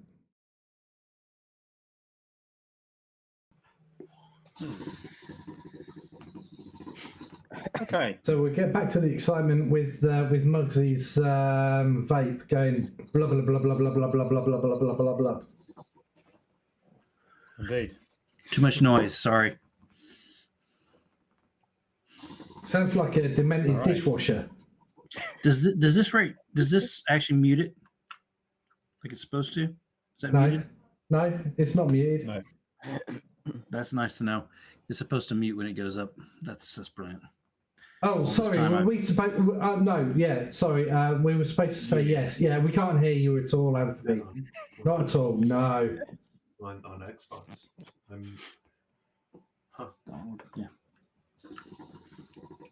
Yeah. No, can't hear anything, Anthony. You're muted. So if I told you about Rob, And what a total asshole he is. on this stuffed animal, can you show me where Rob touched you? Okay. No. Let's see.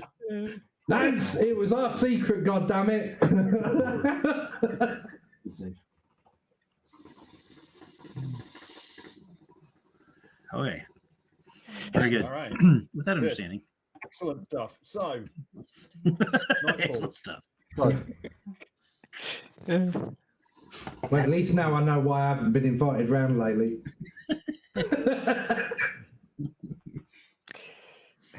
That's why we hide the stuffed animals when he comes over. there was you thinking it was the overconsumption of Fireball. Yeah. All right. So, night falls. What you did was you headed out of town in the opposite direction from the forest until things went quiet, and then you got off the road and found a space where you could kind of rest up. Up to you as to whether that's to the north or the south. So I think south down to is you to decide which way. Okay, south, is a bit south. closer to where the arrow's pointing. Very good. So go that way. Yep. It's not going to make that much difference. You're not going to trek huge distances north or south necessarily, unless you need to. You feel that you need to. I look All right, sideways so at Garv. I look sideways at Garvis to say, "I'll take a second watch."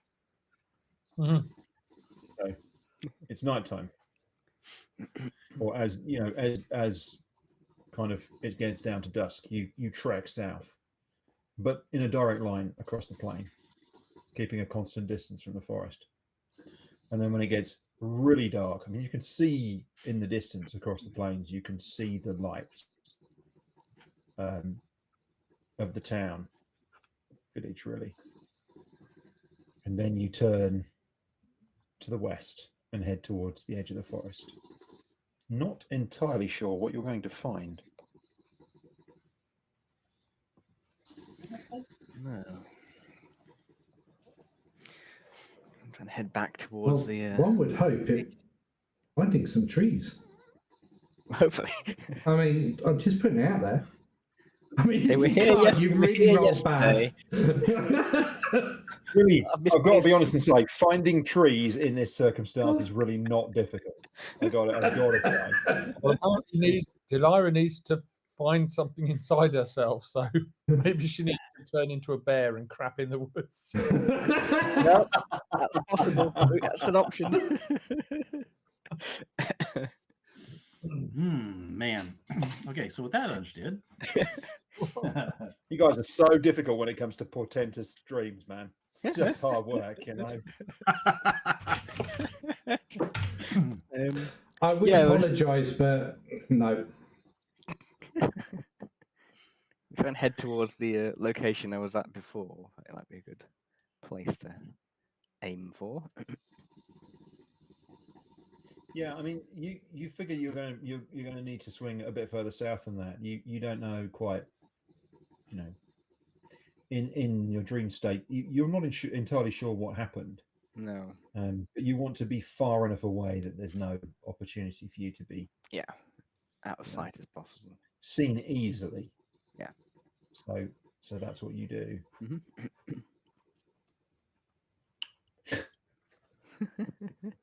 Coming for to take Delilah home. Ah. Okay, so you approach the edge of the forest. It's bizarre because it is like a hard edge. You've got this plain, and then you got sort of like a smattering of greenery, small, low-level plants, and then suddenly, bam, these trees, these massive trees, whose trunks are 100 feet wide, or more. Just these enormous things. And actually, on the edge, they're slightly strange because they all seem to be very tall with just like little sprout of greenery on top. Man, like, they've got wood.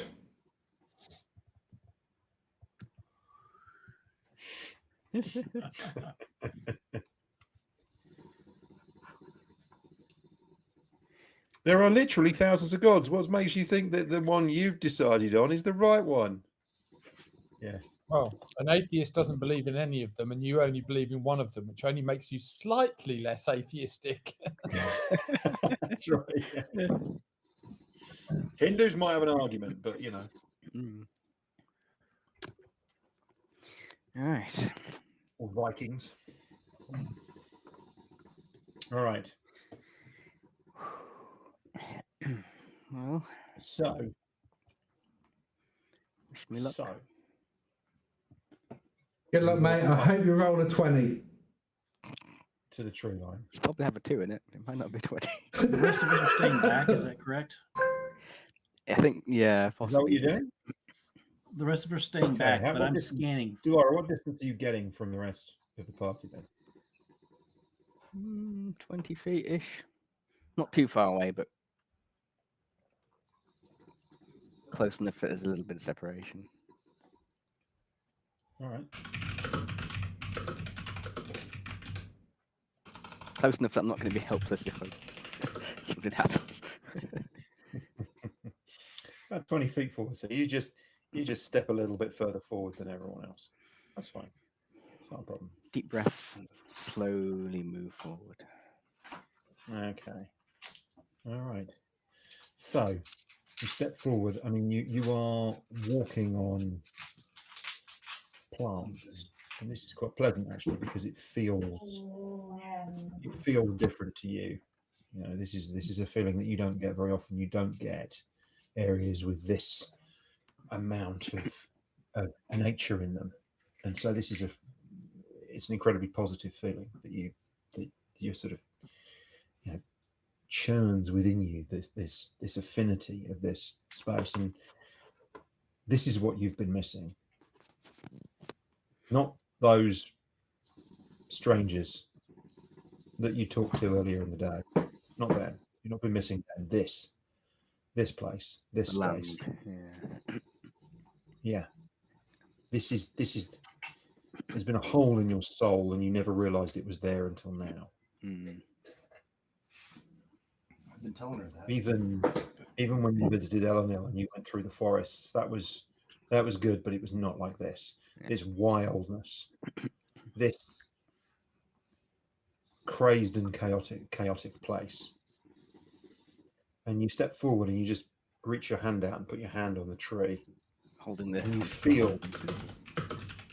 feel the tree respond to you, and it's almost like it's telling you to proceed. It's not really talking to you. It's not a conversation in the conventional sense. It's not words. It's just an exchange of ideas. I mean, the idea of having a conversation in common with a sentient tree seems slightly comical at this point. Yes. You've left with this feeling, the feeling that it's welcoming you.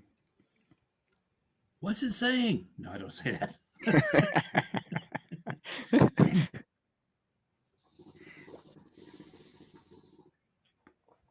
You're right on the edge of the forest. And then in your mind's eye, somewhere deep within you, you feel this understanding of what this forest is.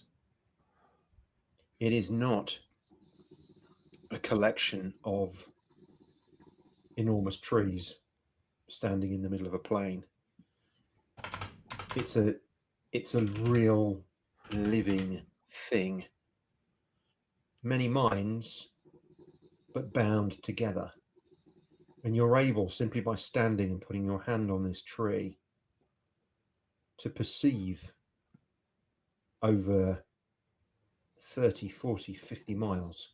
You can see in your mind's eye the path that leads through this forest.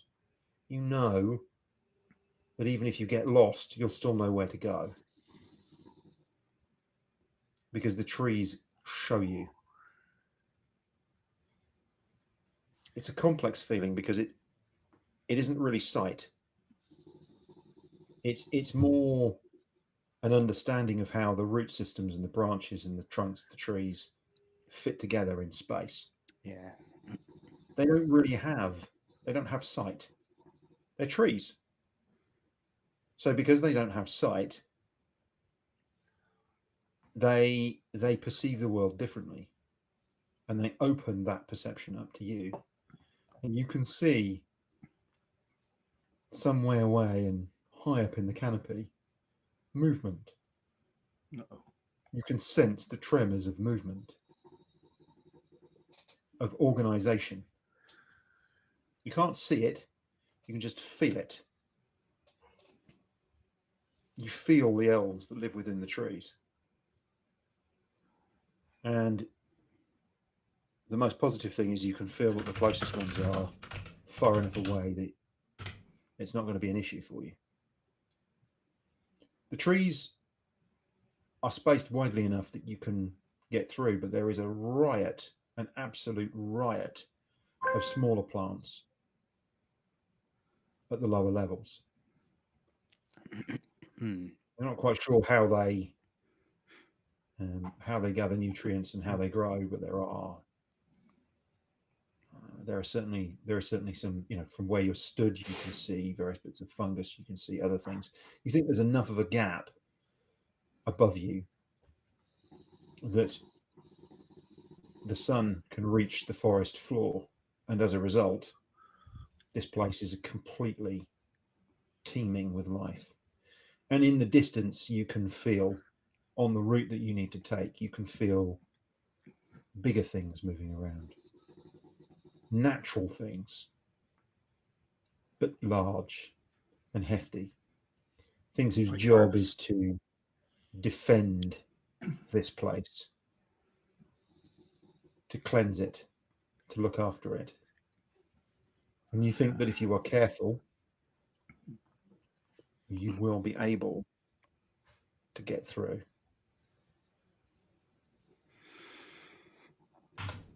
And you get all that in an instant. That was a lot.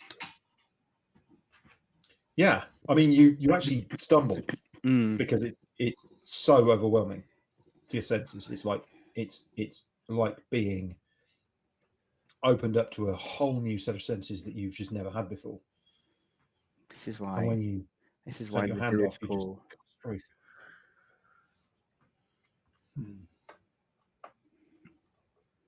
The world makes a bit more sense now.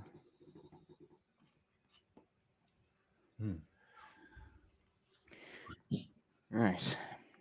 I will quietly turn and slowly walk back to the others. That was fast. There is a way through. We're not here for the wood elves. Freaking knew it. The trees, the nature, this wild place wants us to proceed. Well, we'd have to be very careful, but there is a way. There is a path through. The wood elves are seem inconsequential in this, other than they live here and protect their home. But it doesn't seem like we're here for them. As it's at the moment, who knows? Well, if you know the way, Yeah, then we're in your hands. the strange thing about it is that the trees don't really express the emotion of desire in this way. What they say to you is that because of there seems to be something deep within your bloodline that means that you are able to you are treated, in effect, you are treated as if you are not a threat to the forest. It seems like the forest, it almost has, acting as a single organism, almost has defense mechanisms. And strangely, what you feel is that the wood elves, you can almost understand why they might seek to keep others from this place. Yeah, because it is it's so important that a lot of the ways that outsiders would live would be damaging to this ecosystem and to this place. They're at least trying to live with it, not against it. Yes, therefore, that what they are doing is they're living within it. They're not living. They're not just living with it, and the space happens to be around them. Yeah, they're not chopping trees down. They're obviously getting wood from somewhere, but you think they're probably doing it in a very sympathetic fashion.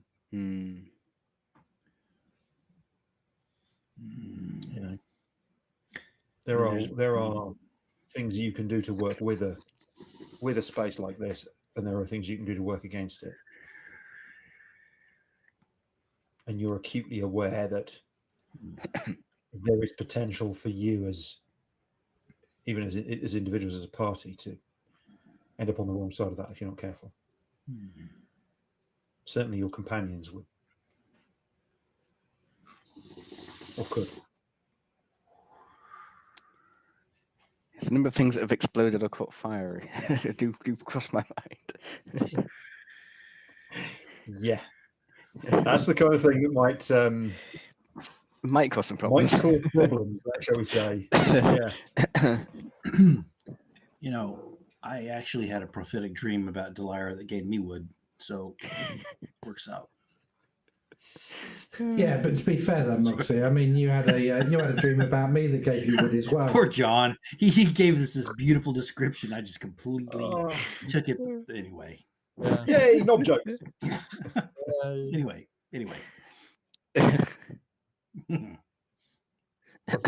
Beautiful experience, brought right down to earth. right back down to halfling height.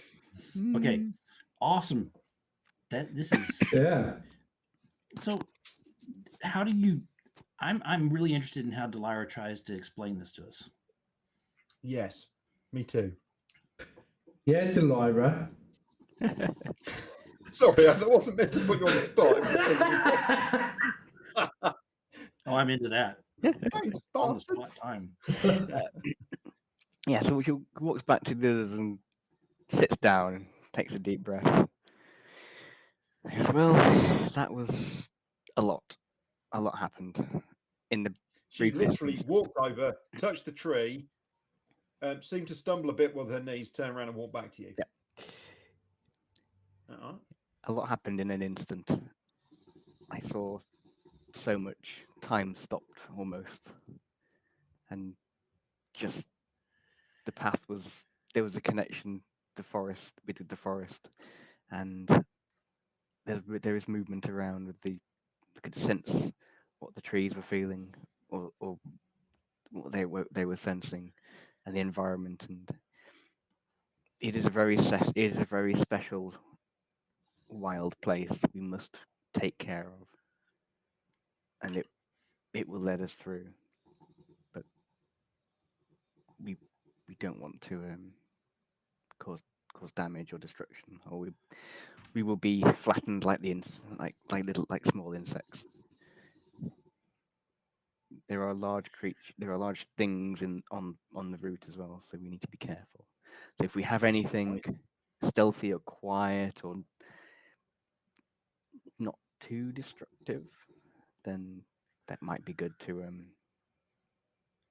Like that whole pass without trace thing you do. That's probably going to be helpful. There's a couple of other things.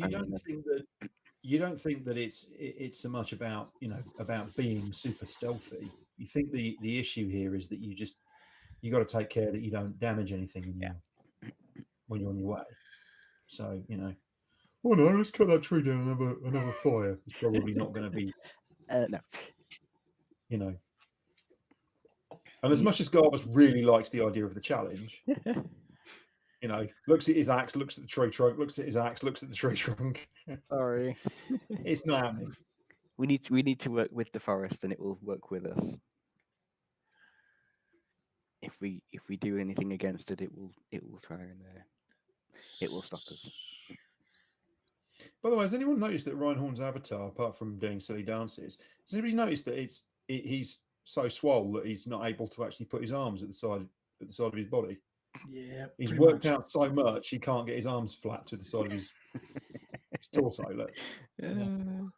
What's amazing is he's only doing the things he's doing. So behind the scenes, he's actually dancing like that, which is awesome. Yeah, he's got motion capture. Yeah, he's sitting there. He's covered in ping pong balls. Yeah, he's got dancing away. He's got a blue jumpsuit with ping pong balls all over it. And I'm it's not my fetish, I've got to say, but whatever. It's probably up to him. If only I could move like this. So I'd say we just get started. Let's just move. move. Yeah, let's go for it. Before the others screw it up for us. Yep. Yeah. John, lead on. As I go into the canopy, John, I'm going to take off my pig's moon amulet because it just seems more natural. You're going to take it off? Yes, sir. You see, tomorrow will be a full moon. That's an interesting thought. So maybe I'll keep it on. But it just seems more natural. Wasn't there a tree here last night? Okay, never mind. If I know the moon that is coming, I'm not going to just chance it all. You got to bear in mind that ecosystems like this are not, animals eat plants and other animals eat other animals, and that's completely natural. Those kind of cycles are completely natural. So those, so there's no problem in you sort of foraging for food and things like that. Oh, we don't need to forage. Even, killing simple woodland animals to eat isn't a problem, but certain other things might be. So you need to be very careful. Yeah. Well, what is going It's to about, it's assume? about working with. Sorry. Good. One is going to assume that we're going to speak of our plans of moving forward. So at that point, I will say, look, I'll sort the food because I can conjure the food and we'll do all that. Basically, we just want to get through with as minimal fuss and effect or harm to the forest. So if you guys don't mind, if it takes us 5 days to walk through the forest unhindered, to basically eat a 3-course meal that's conjured by magic, then we'll have to just, knuckle down and put up with it. Okay. It's either that or it's dry rations. I mean, you're not going to starve. You've got enough food to keep you going, but putting that on top of it is absolutely fine. Yeah. So you've got trail rations if you need them, and it's not cold, right? So you don't need like fires and things like that, So those sorts of things are not really an issue. What's that spell with the hut where you conjure up a hut and then you all go inside it and have a nice and down sleep and then? Oh, yeah. Pete, you're muted. You're still muted, Pete. Yeah, Morden. Well, it used to be Mordenkainen's hut, but I'm not sure it's that anymore. Called something else. Something like that, isn't it? I think. Yeah, I can't remember what it.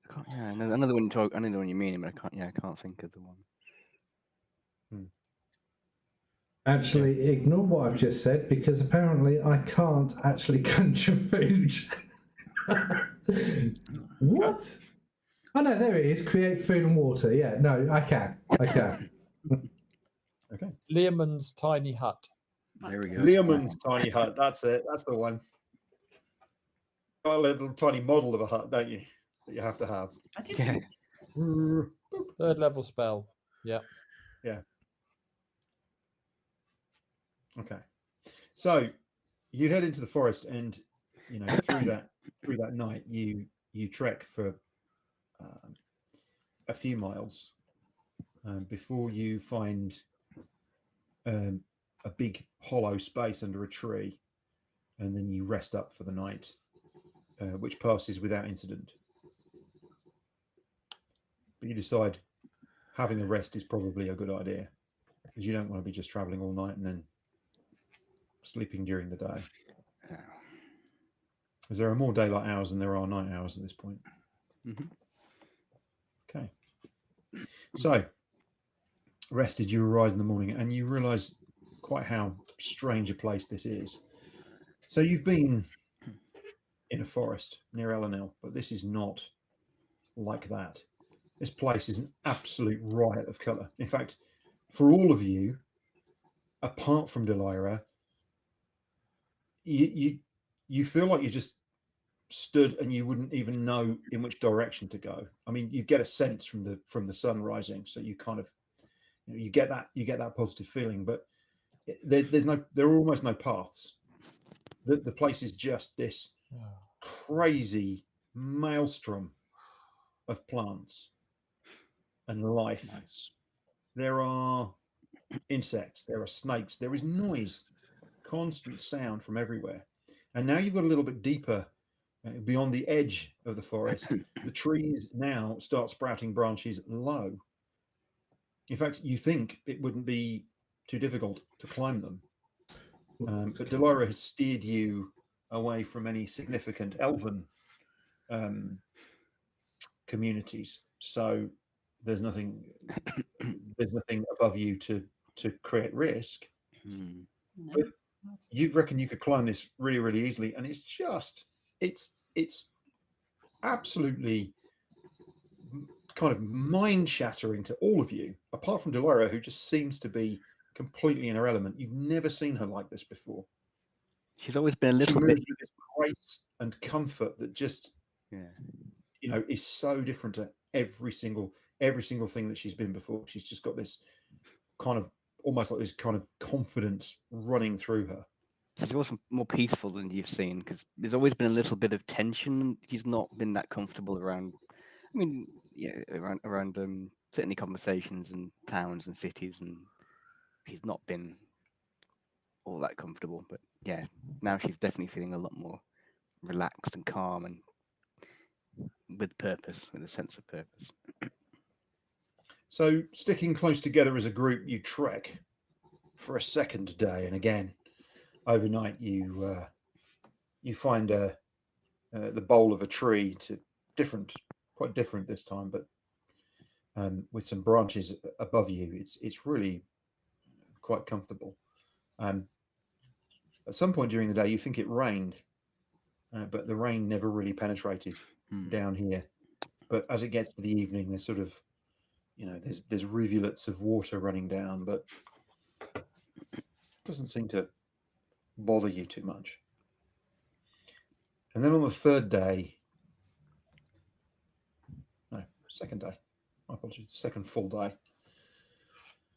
you've been going for a few hours, and Elira, you every so often you stop and you touch one of the trees just to get a steer, and that gives you an understanding, and then you trek through the forest for a while, and then you stop and you touch another tree. The trees are actually quite widely spaced.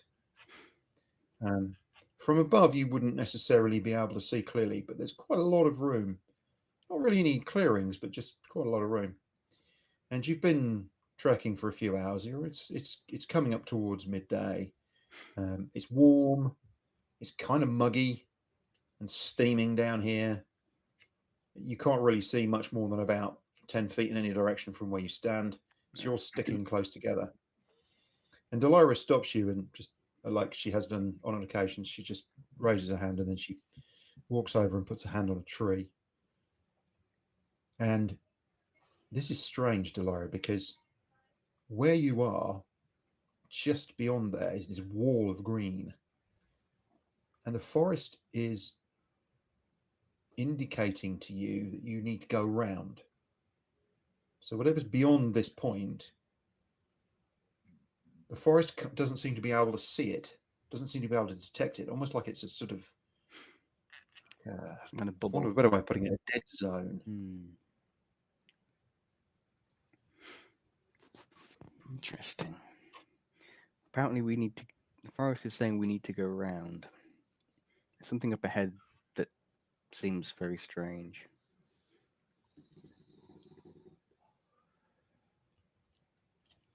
Very strange. It's definitely the direction. You get the compass out and look, and it's definitely straight on that way. You've been following a fairly straight course. I mean, you've deviated, you've wandered, but not too much. So you keep checking, but here the forest is saying you need to go around it, probably sort of left to the south. Might be worth checking the compass again as we go around and see if it's centered on this point, maybe, or if it's something on the other side of this. Yeah. You think you've still got a ways to go, so you're not concerned that it's not there. It's not 200 yards that way, and the forest says no. It's pretty comfortable that it's quite a bit further. I think you've probably got another couple of days of trekking fair enough. to go where you need to go. Yeah. He doesn't know.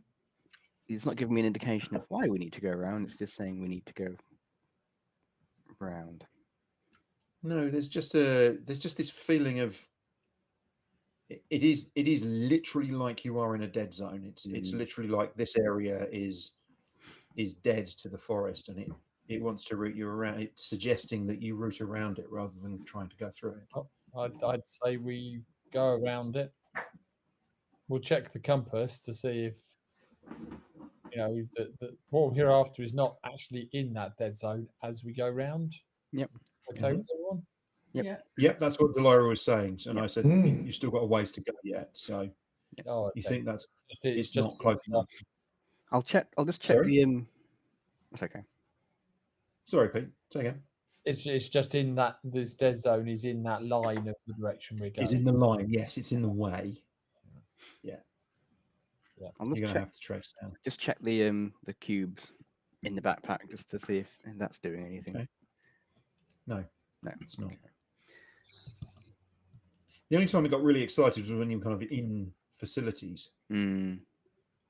and then it sort of vibrated, and you think that was, in sympathy with some of the other stuff that was around. Yeah, it's nothing to do, if it was to do with something proximity wise, but yeah.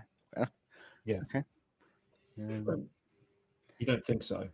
I mean, that's not to say there couldn't be something, 400-500 yards that way. Yeah.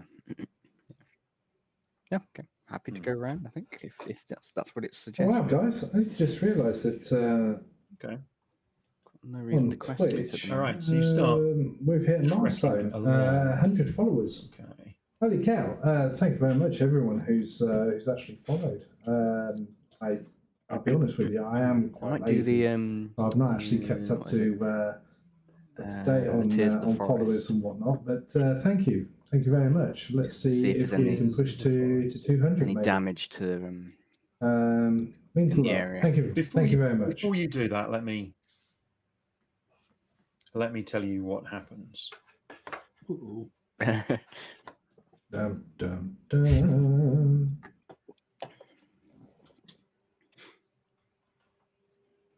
A giant foot comes out of the air. And its big toe goes right up your. I don't know what's going on tonight. There's a bit of a ghost light. I think this PC needs a reboot. Yeah. That is weird. That is really, really weird. Sorry, nothing's working and it's taking forever to load. Just give me a second. Sorry, guys. Work with me here.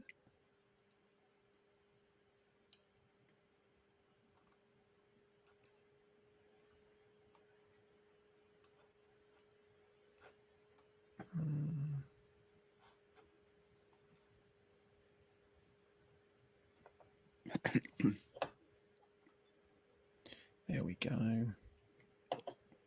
Just be a second. Okay.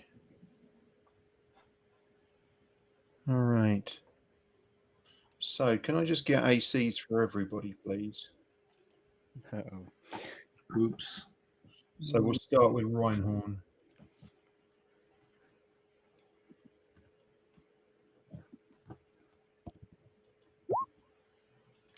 Holy moly.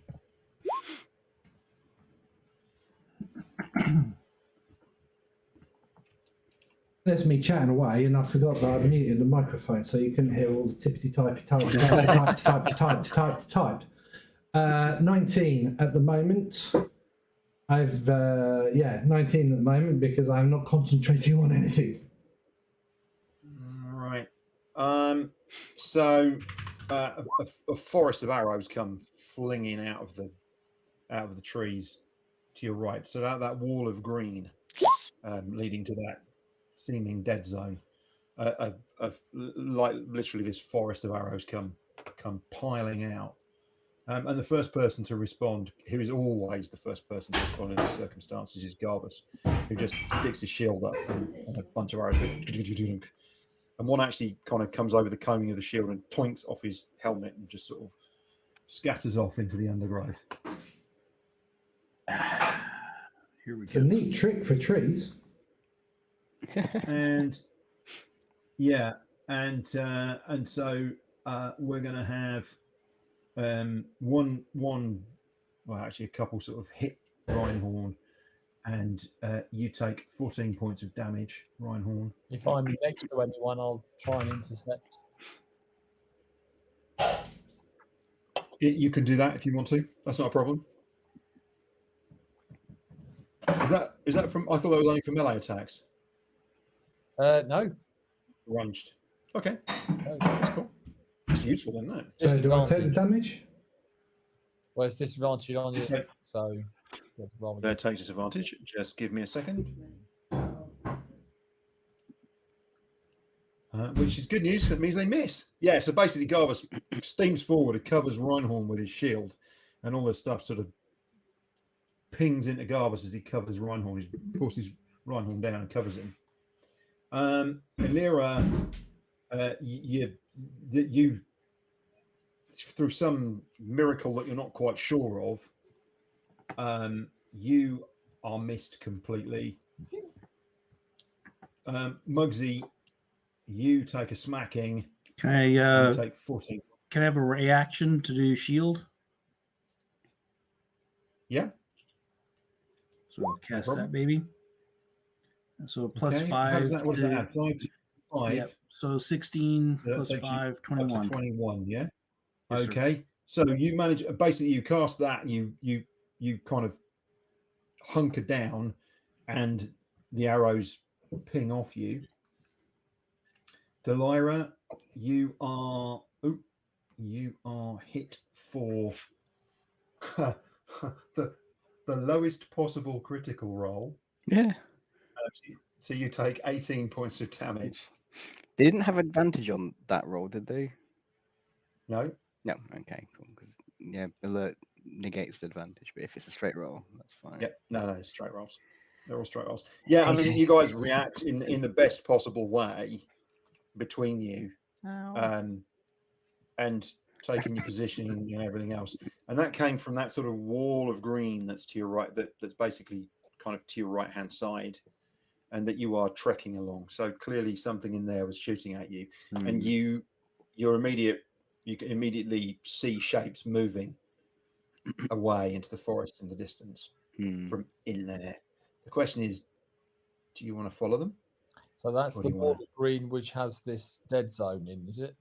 That's this area that's got this dead zone in, yeah. No, I don't. It's up to you. Want to go. Follow them or not? No, because it sounds like it. No, it sounds like when we're outside of the dead zone, we've been relatively safe, and obviously this dead zone is full of dangerous things. So I'd say we need to stay further away from the dead zone in future. Fine, no problem at all. No issues. Yeah, I mean there were definitely some creatures in there, humanoid, medium-sized, but you could see that they fired a whole bunch of arrows. And you reckon all up, there's probably about 20 arrows that they fired. All of them just piled down a whole bunch of I look at forest of Delira. arrows on you, a rain of arrows on you. Yep. I look at Delira. Sweetie, just a quick one. I know you don't like being a porcupine, but did we not get a warning that they were up there? Can anybody hear that? What Rob's saying? Because I can't. A little bit. It's fairly quiet. Very muffled. But basically, Sorry, mate. You're really muffled. not get a warning to Delira. Yeah. So basically, did we not get a warning that the people were out there? No, the forest couldn't Okay. tell. There was possibly some kind of magical interference or This dead. So that's another reason why we want to actually avoid the dead zone, then, isn't it? Because we need to see what's going on. So you won't be able to see within the dead zone. Okay, I'll tell Mugsy not to blame you for that one. Okay, it's fine. Yeah. So, and by the way, warning wise, they made a stealth check against your, which then goes against your passive perceptions. Yeah. And the stealth check and the passive perceptions, the stealth check was a 20. So nobody's got a high enough passive perception to see past it. Yeah, not too So- far. So I say Rather than making you roll. for future reference, we're gonna leave much more distance between us and future dead zones. Yeah. So that's immediately what you do. You hustle away from this area. And you don't have to go that far, but it puts quite a lot of dense foliage between you. I mean, so you get, to me that you get a couple, literally it's a couple of 100 feet. It does, and that's all it needs. Yeah. And then you just can't be targeted. It would suggest to me that these humanoids don't want to be obviously perceived by the forest or the elves in the forest. They're hostile. But if they don't want to be perceived, they probably won't come outside of this dead zone or very far outside of this dead zone. So we possibly got a bit too close. That's it. Some kind of encampment or village or settlement. I'm debating whether to call on some insects, but I don't want to put them to the sword or the arrow unnecessarily. Give them fleas. It's duration that's the issue, isn't it? Yeah, I don't know how long they would last for. Actually, it doesn't. Probably concentration, I would imagine. But no, it's not concentration. Is it? Oh, okay. No, it's not. Insectoid Because armor. it can't be. Yeah. Well, send them in as spies, you mean? No, it's a film for me. You can just get to get hit again. Oh, yes. Insectoid armor. It's one of his That's right. Yeah. special abilities. Yeah. Well, hopefully, won't get hit again. But I think I will use that just to give me a bit of extra. Because my armor class is quite a lot lower. I can't remember. As it was honestly it was a critical. So it was only because it was a critical that it was like, ouch. Yeah. Oh, I'll leave it as it is. I might need those points for something else. I just wanted to see about the. There we are, 140. I'll just find that. Just give me a second. Everything is taking forever tonight. Don't know what's going on. I haven't really used my PC today, so because I haven't been here.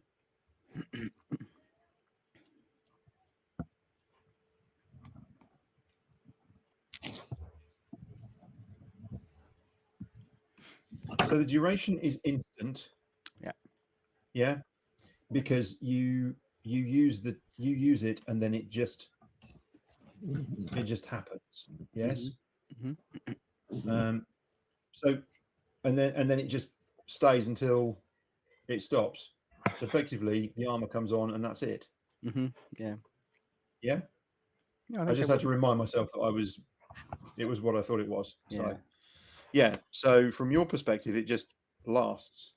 That could be quite which useful. is really, really disconcerting to everyone else because Delaris stands there and all of a sudden all these insects start boiling out of various kind of corners of things. And within seconds, she's covered in insects. And then with a big smile on her face, she kind of moves forward with all these insects all over her. And they just stuck to her. And it's really weird. Yeah, you know, Hakuna Matata, guys. Okay, so I give a bit of a squeal and I start basically pulling the insects off of her. You're getting swarmed all over. Delilah. She seems quite comfortable with this, as I say. She's like, it's very weird. It's fine. It's fine. They're helping, and if I get hungry, there's nutrients. Yeah. Protein. Oh, cricket. Yeah. Lovely. Philadelphia. Crunch, crunch. Actually, are we allowed to say Philadelphia? Right. Yeah. Okay, so it's 4 points. Yeah, I mean the next couple of days pass without any further incident, and you learn that if you see anything that's not immediately obvious to you, you give it a wide berth.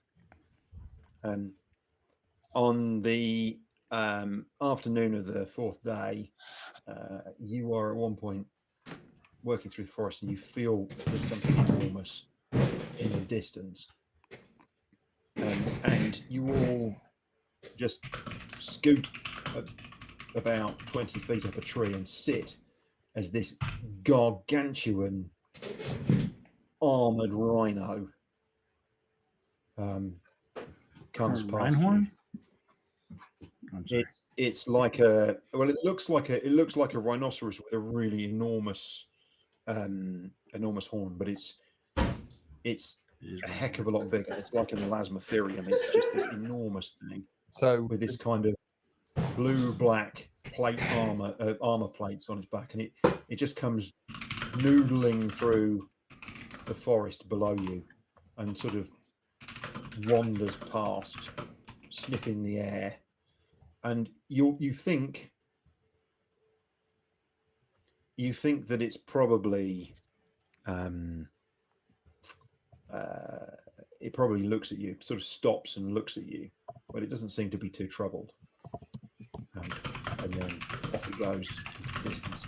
But it seems to move quite well through this forest, as if it's got some well-established paths through here. The rhino horn. You guys know what an elasmotherium is, right? No. You don't know what an elasmotherium is. Okay. Okay. So basically a giant prehistoric rhinoceros thing. Mm-hmm. And this thing was, at the shoulder would have been about 10 feet tall, right? Megafauna. Yeah. That'll make your eyes water. Yeah.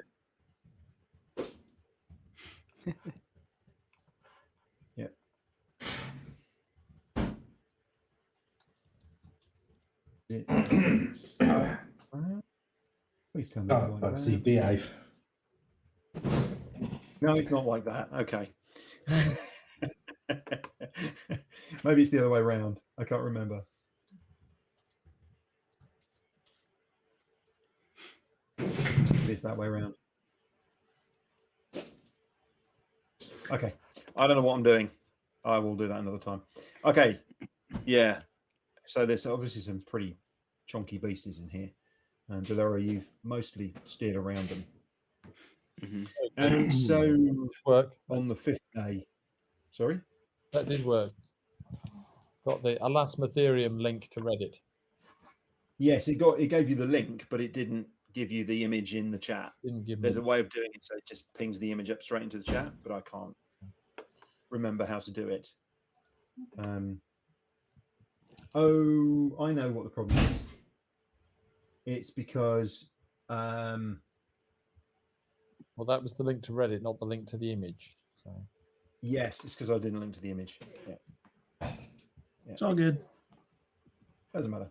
That's fine. Yes, because it has to have a .png or a .jpg or .gif on the end, I think. Yeah. Okay. So, late afternoon on the 5th day, you come to the edge of the forest and you step out of the edge of the forest and it peters out. And in front of you is the forest bends, kind of goes to the left and to the right, and you can see in the distance it stretches. And in front of you, you're in the foothills of a mountain range.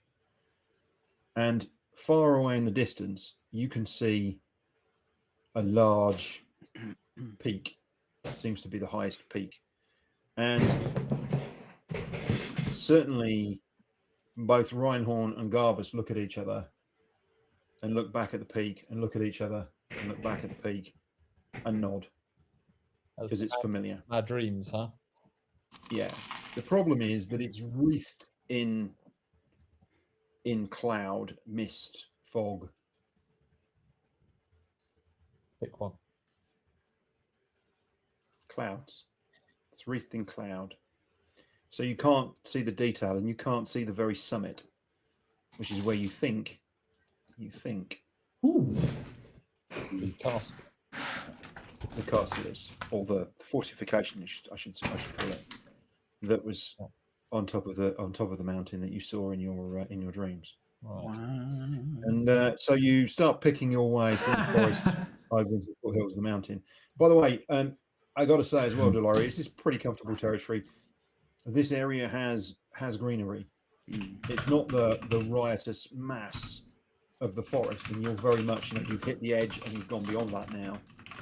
But it is still, there are still trees and there's grass and there's hedges, and you can see somewhat kind of there's a defined tree line. So as you go up the sides of these mountains, there are trees on the way up.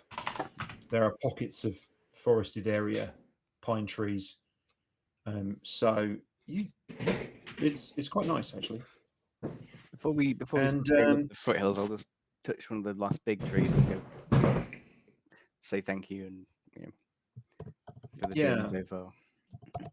It almost isn't like that. You express a sense of gratitude just without feelings, but what the tree does is it it expresses a comfort with you. You've done the right thing. You've done the right thing for the forest. You've been a good custodian, and it recognizes that in you, and it recognizes. But that to it seems to be bound up in this idea of history. You know, you think of history as being this linear thing, but it's almost like the past and the present for this tree are all part of the same experience. Yeah. Possibly because these things are just colossally ancient. Yeah. You know, and these trees must be 1,000 years old. You know, that's how far back they go. So gives you a different perspective. So what you do is you trek forward and you find a good spot away from the forest. And for the first time, you make a camp and make a fire, ready for the night. Okay, watch orders, guys, please. Just checking. I'll go first, Mugsy second, Pub third. I mean... Yeah, Garbus, you are quite pleased that... I'll go at the end like normal marching order. I think that's what we said, wasn't it? That's what we normally do, isn't it? Yeah. Do we actually need a fire since we're being careful? Not if we can avoid it. You can do it. Well, what I'm saying is it's safe to do a fire. It's perfectly safe and fine to do a fire here. You can build a fire here. Okay. Because you're out of the forest now. Yeah. And it's noticeably colder. You know, you've only got to go about a quarter mile beyond the edge of the forest, and it's there's a good, I think a good sort of 4 or 5 degree. That's degrees Celsius, by the way, Mugsy, Anthony. 4 or 5 degree drop in the temperatures. It's noticeably cooler, and you haven't gone up in any elevation or something. But there's something about that forest that is trapping the heat in, and you're not getting that now that you're, I mean, certainly not exposed, but you're more out of it. Okay. So just getting this right, Mugsy, Garbus, Illyra, Lyra, Reinhold. Yep. Normal order. Yep. Cool.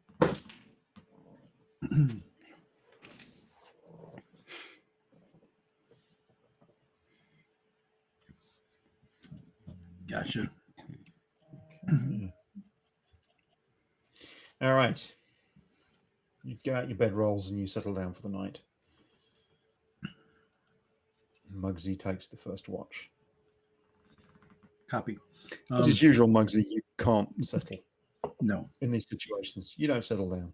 No. You sit on your bedroll for about 5 minutes and then you have to get up.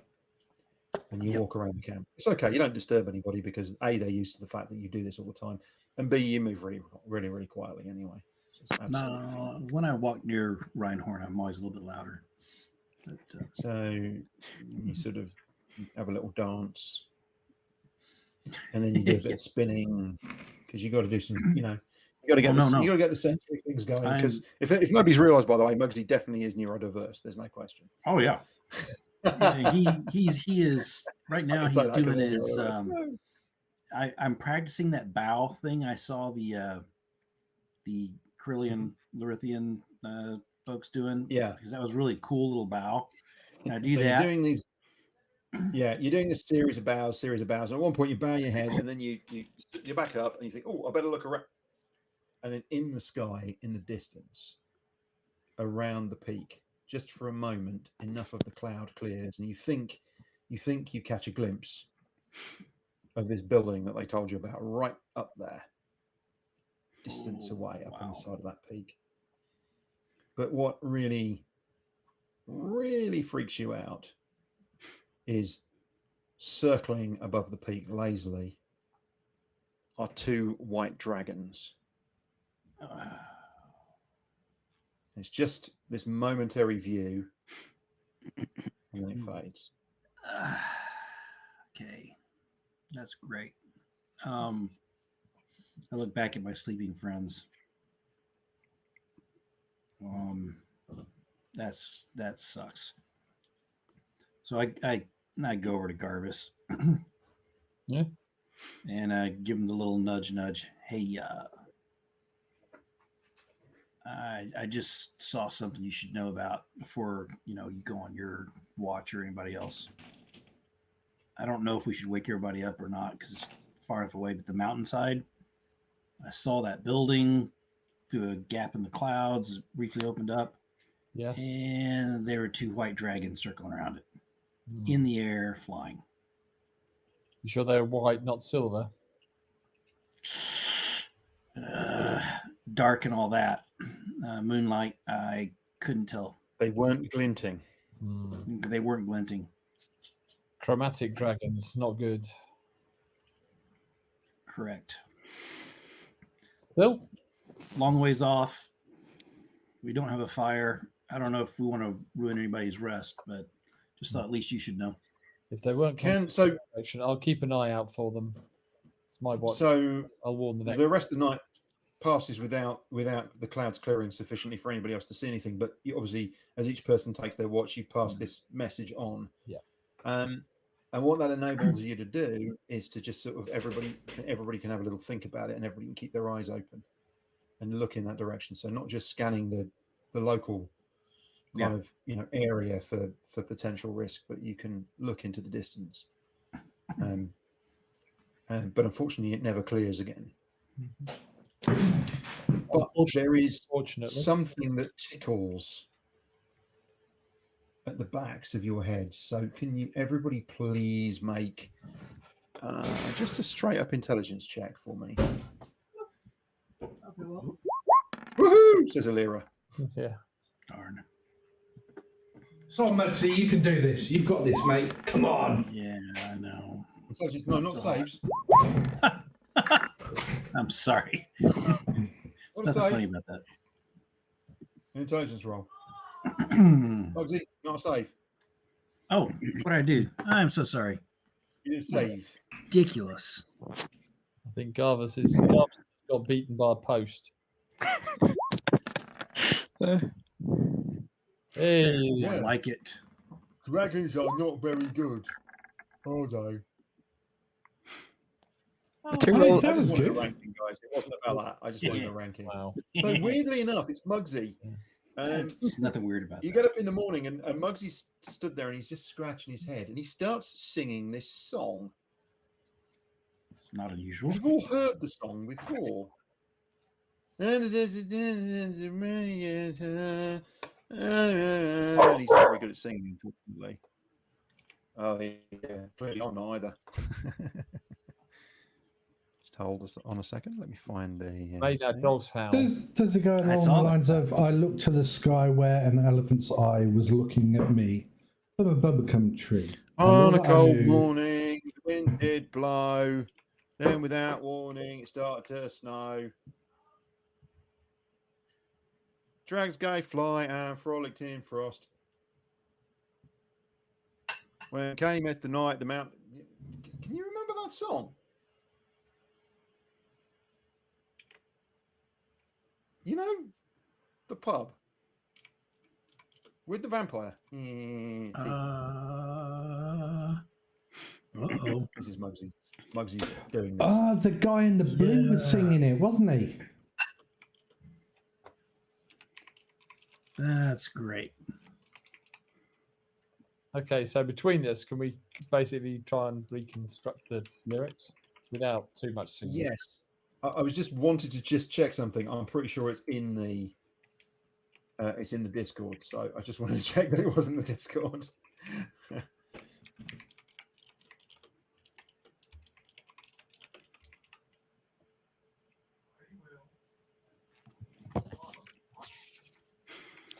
The 2 rolls I've done tonight. One's been a 2 and one's been a 3. So it's gone well.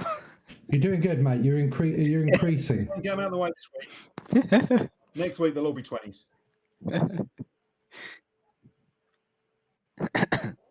Oh, come on, computer. What is wrong with you? It's not normally like this. I don't know what's going on tonight.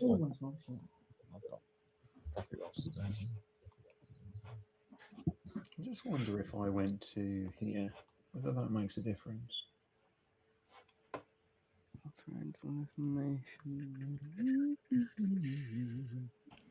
Simple things. Simple things seem to be just taking forever. Just opening, clicking through on a web page and stuff like that just seems to be taking forever. My video is just really squirrely. My end, not your end. I don't get it. It's very strange.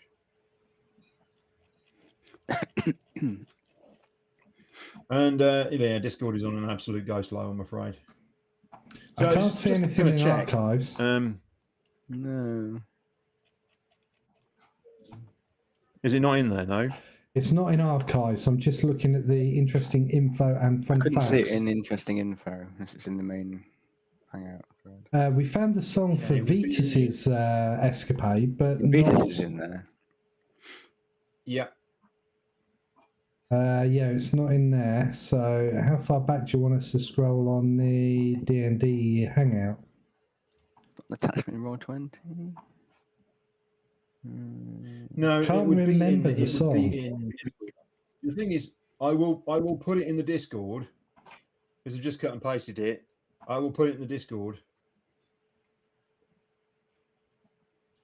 But yeah, between you, you're all like, oh yeah, and you start, trying to remember and piece together what the lyrics were. And Mugsy's remembered a fair amount of it. I have just. It's only because he reminds you that. Okay, guys, I don't know. Okay, right, I'm finally there. I have just found a picture of Morn in his insect armor. Yeah. That's true to life. Oh man, very apt, that picture. You should copy and put it back in. VTRP. So we're back to January, and I know that it was before then. It'll be in the archives. Yeah, it's not, unfortunately. And if it's not, don't worry. I'm just going to paste it into the archives. Hang on a second. She's cute. I love the goat. Annoying.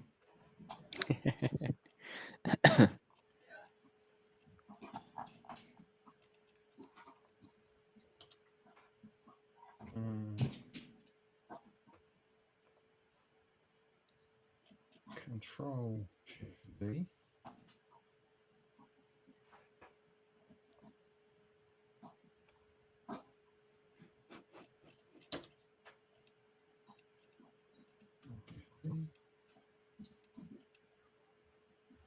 There you go.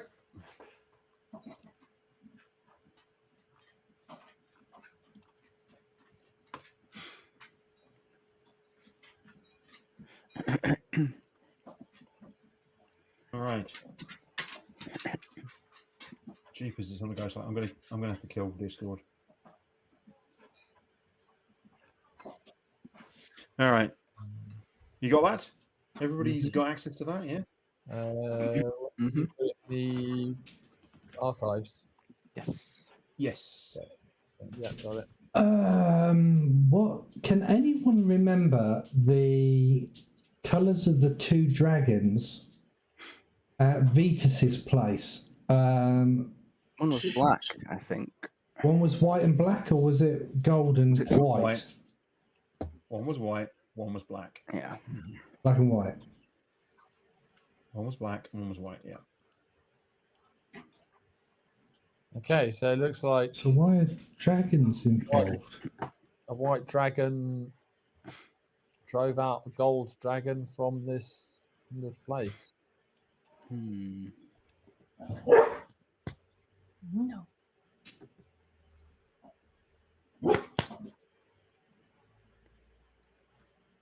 Why is council removed?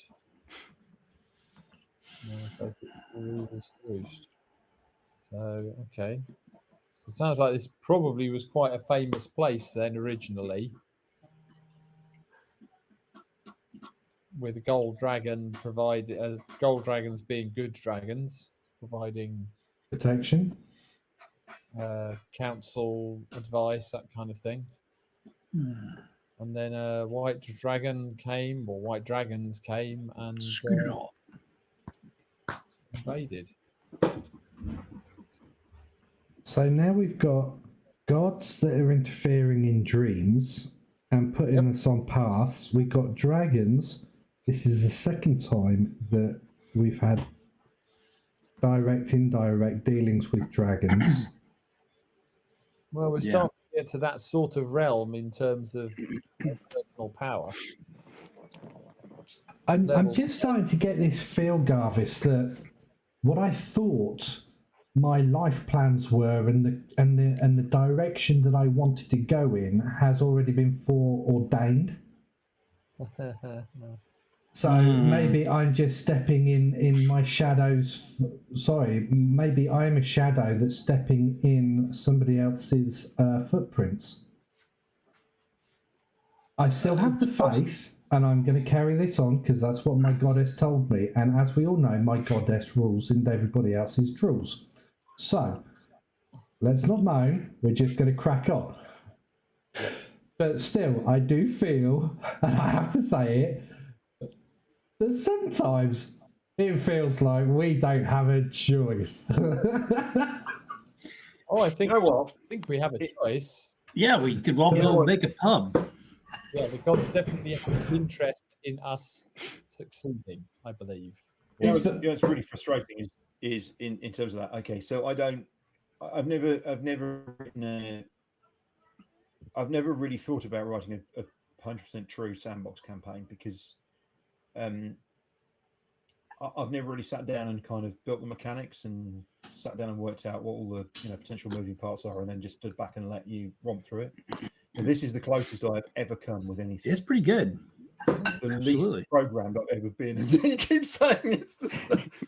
We don't have any choice here. We will have to do this, and I'm like, No. I think you misunderstood. I think you misunderstood. So yes, I can understand that it sounded like that, but it's like it's like as a player and as a character, I think sometimes we forget that as players have a different mindset to how we want our characters to come across to everyone else. But I'm getting to this phase where both my character and myself are going, hang on, we've been visited by gods or something that's pretending to be my goddess in my dream, that's telling me to stay the course and to have the faith. And then we've got dragons, which, okay, that can be answered because as Pete said, we're getting to that range now where we should be seeing more stranger kind of creatures and things as opposed to goblins and kobolds, okay, and insect swarms and things like that. a lot less of them. And it's just like the story is so compelling to me as a player and also as a character, and it's almost like it does kind of feel at this moment in time that because the story is so compelling and we've done everything, in my opinion, the right way, that it just kind of feels that the gods have got a plan for us, but they're not telling us. They're giving us little peeks behind the curtain, and they know that we've got no choice but to carry on because of our inquisitive natures and things like that. That's all that I was meaning. It's not about the story outlay or anything like that. It's fantastic. I have to say, there was a central spine to this idea, and obviously the initial part of the campaign, the original initial part was very much a railroad. It was very much you got to go do this thing, okay. But once you've got kind of to that thing, you then had a load of choices as to how you proceeded. You've chosen the most obvious, which is okay, we're going to pursue these things and we're going to look after them and we're going to do this and do that. And you've had diversions and you've gone off in different directions. You've tried things and you've blown some shit up in a very serious way, right? Which is great. That's good fun, right? That's part of the thing. I mean, literally, there is literally an island that doesn't exist anymore. You basically crack a toad an island, right? I mean, you just wiped it off the face of the earth. Well, I mean, to be fair, I don't think you can use the label "we." I think you can only use the label Mugsy, but we'll go with it. Right. Right. But it is down to the rest of you to stop it. in those No. circumstances. So No. Exactly. That's what I think. All I can say is when we do buy that pub eventually, we're going to have to You don't make even need to sure buy they it. know that Mugsy's involved, or we'll never get insurance. This is true, so true. I like the idea Nice. that the rest of you go off for supplies, right? Go off for supplies, and you come back, and there's Mugsy sort of Smoking sat ruins. on this little log, and there's just this smoking crater. And he's just like, look, we could Back talk to about it, adventuring. I could tell you what happened, but there's no point. We just need to move on now. Yeah, exactly. Completely. The last time somebody went for supplies, we got kicked out of a town. That is true yeah, as there is well. that. And who did that, I wonder? I'll tell you what, the guys in Jaeger should just count themselves lucky that they've still got a town. Exactly.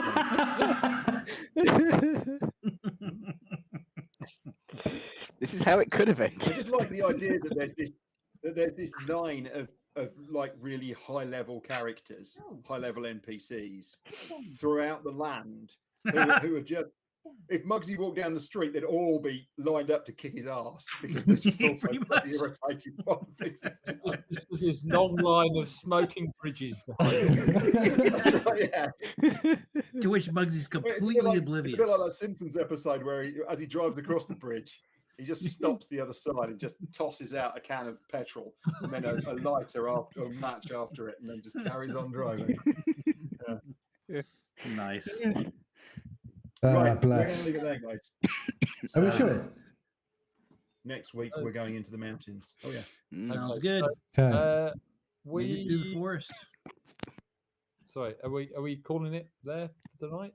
Yes, that's what I just said. Sorry, yeah. Cool. Are you here I don't next quite week, know what's Pete? happening tonight, really. No, With the sorry, audio. it was a lot of talking over, and the dogs are making a fuss. So Oh, bless them. they So want we're all yes, good we'll back call it there. for next weeks and weeks and weeks, yeah? Mhm. Oh, sweet. Yep. So, All right. and I think I mentioned it in the Discord as well that we will come back to BTE at some point for a bit more play testing and stuff, but not right now. Well, I just want a chance to look through some stuff. And Christine, you were quite happy with what I put down for the sniper then, yeah? Yeah, that all seems to track very nicely. Yeah.